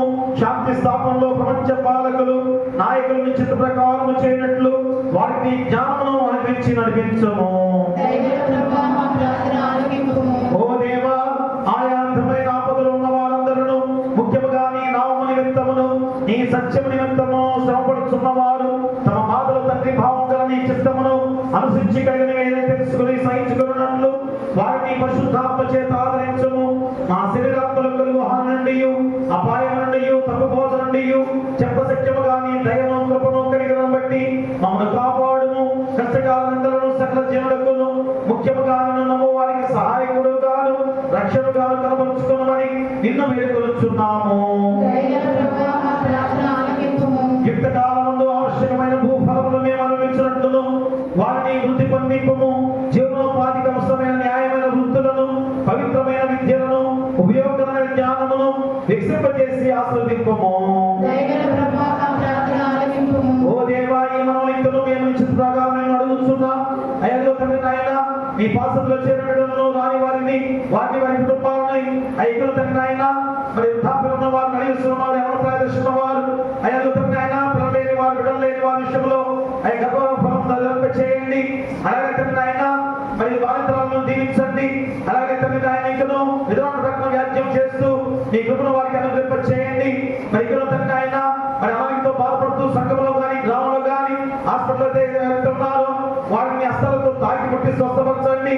మరి ముఖ్యంగా మా సంఘంలో ఎంతమంది అనారోగ్యంతో ఉన్న బిడ్డలందరి విషయంలో మేము ప్రార్థన చేస్తున్నాం. ఆయా గాయాలతో ఉన్న వారిని మేము ప్రార్థన చేస్తున్నాం. గుండె ఆపరేషన్ జరిగిన బిడ్డలతో ప్రార్థన చేస్తున్నాం. ఆయా తన ఆపరేషన్ జరిగిన బిడ్డల విషయంలో ప్రార్థన చేస్తున్నాం. ఆయా ప్రతి ఒక్కరిని కూడా మీ హస్తాలతో తాకి పుట్టి స్వస్థపరిచి మంచి ఆరోగ్యాలు దయచేయండి. అలాగే ఆయన వాహనాలు ప్రతి వారిని కూడా క్షేమకరంగా నడిపించండి. ఆయా కష్టమైన పనులు చేస్తున్న ప్రతి వారికి కూడా కష్టాన్ని దగ్గర ప్రతి నడిపించండి. అలాగే ఆయన వ్యవసాయదారులను వ్యాపారస్తులను దీవించి బలపరచండి. రైతులను పాడి పశువులను పక్షాదులను ఆయా పశువులు కాపాడు దీవించండి. ఆయా నాయకులందరినీ కూడా ఆయా క్షేమంగా వాళ్ళు చక్కగా శాంతి సమాధానంతో పరిపాలించే బాధ్యత దయచేయండి. ఆయా మా ఏసీ సంఘం విషయంలో కూడా ఆయా కొత్తగా జడ్జి ద్వారా ఆయా ఎలక్షన్స్ జరగబోతున్న విధానాలు అవన్నీ కూడా త్వరగా ముందుకు నడిపించే బాధ్యత ద్వారా చక్కటి పూర్వ వైద్యంతో మన ఏసీ సంఘం అంతా కూడా ముందుకు నడిచే బాధ్యత దయచేయండి. అలాగే మా సంఘం ఉన్న ప్రతి కుటుంబాన్ని దీవించిన ఆయన, మరి ముఖ్యంగా తండ్రి ఆయన మా సంఘ పెద్దలు తెలియని గారు సంఘ పెద్దలు కుల పెద్దలు సెలవాదిని దీవించి బలపరచండి. సంఘానికి బలపెత్తగా నడిపించడానికి మీ కుటుంబ బాహుళ్యాన్ని వారిపై కుమ్మరించండి. నూతన దేవాలయ నిర్మాణ విషయంలో కూడా త్వరగా ముందు నడిపించే బాధ్యత దయచేయమని ఆయా ప్రభుత్వ సంస్కారం స్వీకరించబోతుండగా ఆయా ప్రతి ఒక్కరు కూడా ఆయా ఆయన నీ శరీరంగాను నీ రక్త పాముగా భుజించబోతున్న సమయం తండ్రి, అంటే మిమ్మల్ని స్వీకరించబోతున్న గొప్ప బిడ్డలుగా అయ్యంత ధనికల జీవితాన్ని పొందుకునే విధానంలో ఉండగా వారిని దీవించి బలపరచమని ఐదు ధనికలు సంఘంలో కానీ గ్రామంలో కానీ ఎలాంటి శోభం రానియకుండా ఐకమత్యంతో సమాధానంతో ప్రతి ఒక్కరు కూడా సంతోషంగా జీవించే బాధ్యత దయచేయమని ప్రతి వారి గృహాలు బిడ్డల చుట్టూ కూడా నీ దేవదూతల గచ్చగా ఉంచమని సమర్పించి నీ కాలను బట్టి కృతజ్ఞత కాలను బట్టి మొక్కుబడి కాలను బట్టి దశభాగాలు ప్రథమ ఫలాలు తెచ్చిన వారు బట్టి గుబడి బియ్యాన్ని తీసుకొచ్చిన వారు బట్టి వారి కుటుంబాలను ఉపనంతులుగా అరవంతులుగా నూరంతలుగా ఫలింపచేసి ఇంకొక ఆయన బిడ్డలందరి చుట్టూ కూడా ఆయన నీ యొక్క కృపాక్షేమాన్ని దయచేసి ప్రతి గృహంలో సంతోషంతో వచ్చే బాధ్యత దయచేయమని నీ కుమారుడు మా ప్రభువైన యేసుక్రీస్తు ద్వారా వేడుకొంచున్నాము తండ్రి. ఆమేన్. పరలోకమందున మా తండ్రి, నీ నామం పరిశుద్ధపరచబడును గాక, నీ రాజ్యం వచ్చును గాక, నీ చిత్తం పరలోకమందు నెరవేర్చిన భూమి మీద నెరవేరును గాక. మన ఆహారం నేడు మాకు దయచేయము, బయట అపరాధము చేసిన వాటిని క్షమించిన ప్రకారం అపరాధములను క్షమించుము, శోధన తీర్చుము. రాజ్యమును, శక్తియు, మహిమయు నిరంతరము నీవయున్నవి. ఆమేన్. దయచేసి కూర్చోండి. కూడిక ధ్యానము ఎంతో చక్కగా జరిగి చక్కటి ప్రేమిందరూ కూడా పాల్గొన్న గొప్ప విధానంలో మరి ఆ రోజు వచ్చిన కానుకలు 3,700 రూపాయల కానుకలుగా వచ్చి ఉన్నాయి. మరి ఖర్చు 1,856 రూపాయలు. మరి గ్యాస్ మరి కూడా తీసుకున్నాం కుటుంబంలో పెట్టి, కాబట్టి 2,756 రూపాయలు అయింది. ఇంకా మిగిలినది 1,044 రూపాయలు మిగిలి ఉన్నాయి. అలాగనే ప్రభాత సంస్కారానికి కానుక సమర్పించిన వారు కొత్తపాటి బ్రాండిన గారి కుటుంబము, మేడ తమ్మిబాబు గారు శాంతి గారి కుటుంబము, జరుగుబెల్లి వరప్రసాద్ గారు సువార్తమ్మ గారి కుటుంబము, వాసిమండ్ల మయ్యబాబు సరిత గారి కుటుంబము, ధూమాల సుబ్బారావు ఆమయ్య గారి కుటుంబము, చంద్ర లోకరాజు ఝాన్సీ రెడ్డి గారి కుటుంబము, వాసిమండ్ల కృపారావు గారు మరియ గారి కొట్టయ్య కుమారి గారి కుటుంబము, పొలబండి జయరాజు గారు వారి కుటుంబం, విమలమ్మ గారి కుటుంబం తరఫున మరి వీరు సంస్కారం సమర్పించున్నారు. మనకి ఎవరైనా ఇస్తే మర్చిపోతే చెప్పండి. ఇప్పుడే పేపర్లో ఏ హడావుడిలో తీసుకుంటున్నాం, ఏదైనా మర్చిపోతే చెప్పండి. మరి వీళ్ళందరూ కూడా సంస్కారం బాగా సమర్పించున్నారు. చాలా ప్రార్థన చేసుకుందాం. తండ్రి కృపలదేవ మా రక్షక యేసయ్య, ఇదిగో నాయన బిడ్డలు ఎంతో దీవెనకరంగా మరి ఉపవాస కూడిక ధ్యానంలో సమర్పించిన కానుకలు బట్టి, అలాగే తండ్రి నాయన ఇప్పుడు సంస్కారం కొరకు కూడా బిడ్డలను సమర్పించిన కానుకలు బట్టి వారి వారి కుటుంబాలు దీవించి బలపరచండి. ఎంతో దీవెనకరమైన గొప్ప విధానాలలో బిడ్డలు తండ్రి నాయన దీవెనకరంగా ఉండగా వారి వారి కుటుంబాలను కులంతులుగా, అలవంతులుగా, నూరంతులుగా పవిత్ర చేసి ఏ శోధన వారికి రానికుండా ఎక్కడ భద్రపరుచుకొని మంచి ఆరోగ్యకరమైన దీర్ఘాయుతో దీంపజేసి బలపరచమని నీ కుమారుడు మా ప్రభువైన యేసుక్రీస్తు ద్వారా వేడుకొంచున్నాము తండ్రి. ఆమేన్. ఆమేన్. తండ్రి కుమార పరిశుద్ధాత్మ దయచేసి గమనించండి. చాలా సాక్ష్యం ఉంది, మా సాక్ష్యం ఉంది, ఆయన వాళ్ళు చిట్టుబాబు గారి సాక్ష్యం. మరి ఆనాడు ఆపరేషన్ ఎంత భయపడ్డారో, ఎందుకంటే హార్ట్ సర్జరీ, గుండె ఆపరేషను, చాలా పెద్ద ఆపరేషన్ జరిగింది. మరి ఆ రోజు ఆయన చిట్టుబాబు గారు ఆ ఆపరేషన్ జరిగే ముందు 2 మాటలు చెప్తున్నారు. యేసయ్య నీవు నా తోడుంటే చాలయ్యా, భయపడకుండా నేను, నీవు నాకు తోడై ఉండాలి అని 2 వాక్యం ద్వారా చక్కటి మాటలు. మరి ఏ విధమైన బైబిల్ వాక్యము కాకుండా తనకు తానుగా ఈ 2 వాక్యాలు చదువుకొని ఆపరేషన్ థియేటర్లోకి వెళ్ళిన సందర్భం. మరి ఆపరేషన్ చేసేటప్పుడు నీవు నాకు తోడుగా ఉన్నావని, నేను నమ్ముతున్నానని యేసయ్య అని ప్రార్థించుకొని మరి ఆ బిడ్డ ఆపరేషన్ థియేటర్లోకి వెళ్ళి ఉన్నారు. మరి ఈ రోజున మరి ఎదుర్కోవడానికి బలం కోసం ఇక ఒక శక్తివంతమైన ప్రార్థన నాకు ఎంతగా దోహదం చేసిందో, ఇదిలో పరిశుద్ధ యోహాను దేవాలయం ద్వారా నేనే ఒక గొప్ప సాక్షిని. ప్రార్థనలో నా బలమైన ప్రార్థన ద్వారా, మరి అందరూ చేసిన ప్రార్థన బలం ద్వారా మరి నాకు ఎంత చక్కటి ఆపరేషన్ జరిగి మంచి ఆరోగ్యకరంగా నేను ముందుకు నడిపించాను. నేను చాలా భయపడ్డా. నా జీవితానికి దేవుడు నాకు తోడుగా ఉండాలన్న ఆ యొక్క భయాన్ని తొలగింప చేసుకొని ఆపరేషన్ థియేటర్లో చక్కటి ఆపరేషన్ ద్వారా నేను మంచి ఆరోగ్యకరంగా వచ్చున్నాను. కాబట్టి దేవునికి వందనాలు చెల్లించుకుంటూ మరి సంఘం విషయంలో పాస్టర్ గారికి అందరికి కూడా నా నిండు వందనాలు తెలియజేసుకుంటున్నాను అని చెప్పేసి గొప్ప సాక్ష్యం వారు చెప్తున్నారు. మరి ఆ చిన్న సాక్ష్యాన్ని బట్టి వారి కుటుంబాలని వారికి సదాకాలము దేవుడు తోడైనడు గాక. ఆమేన్. దీవెనతో సెలవిమ్ము కర్తా, మాకు నీ దీవెనతో సెలవిమ్ము కర్తా, దీవించి దయచేసి జీవా పోషణ మాత భావమున సమకూర్చి దీవెనతో సెలవిమ్ము కర్తా, దీవెనతో సెలవిమ్ము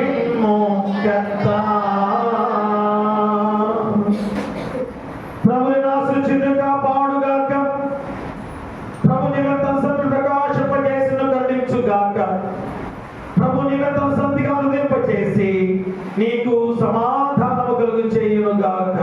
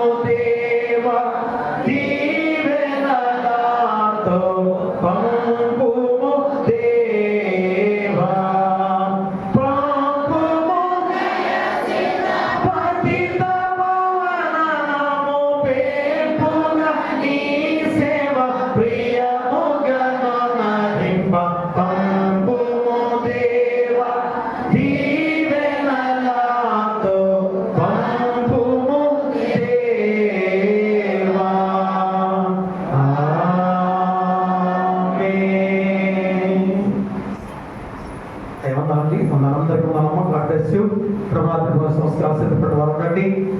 మిగతా వారు వెళ్ళవలసిందిగా కోరి ప్రార్థిస్తున్నాం.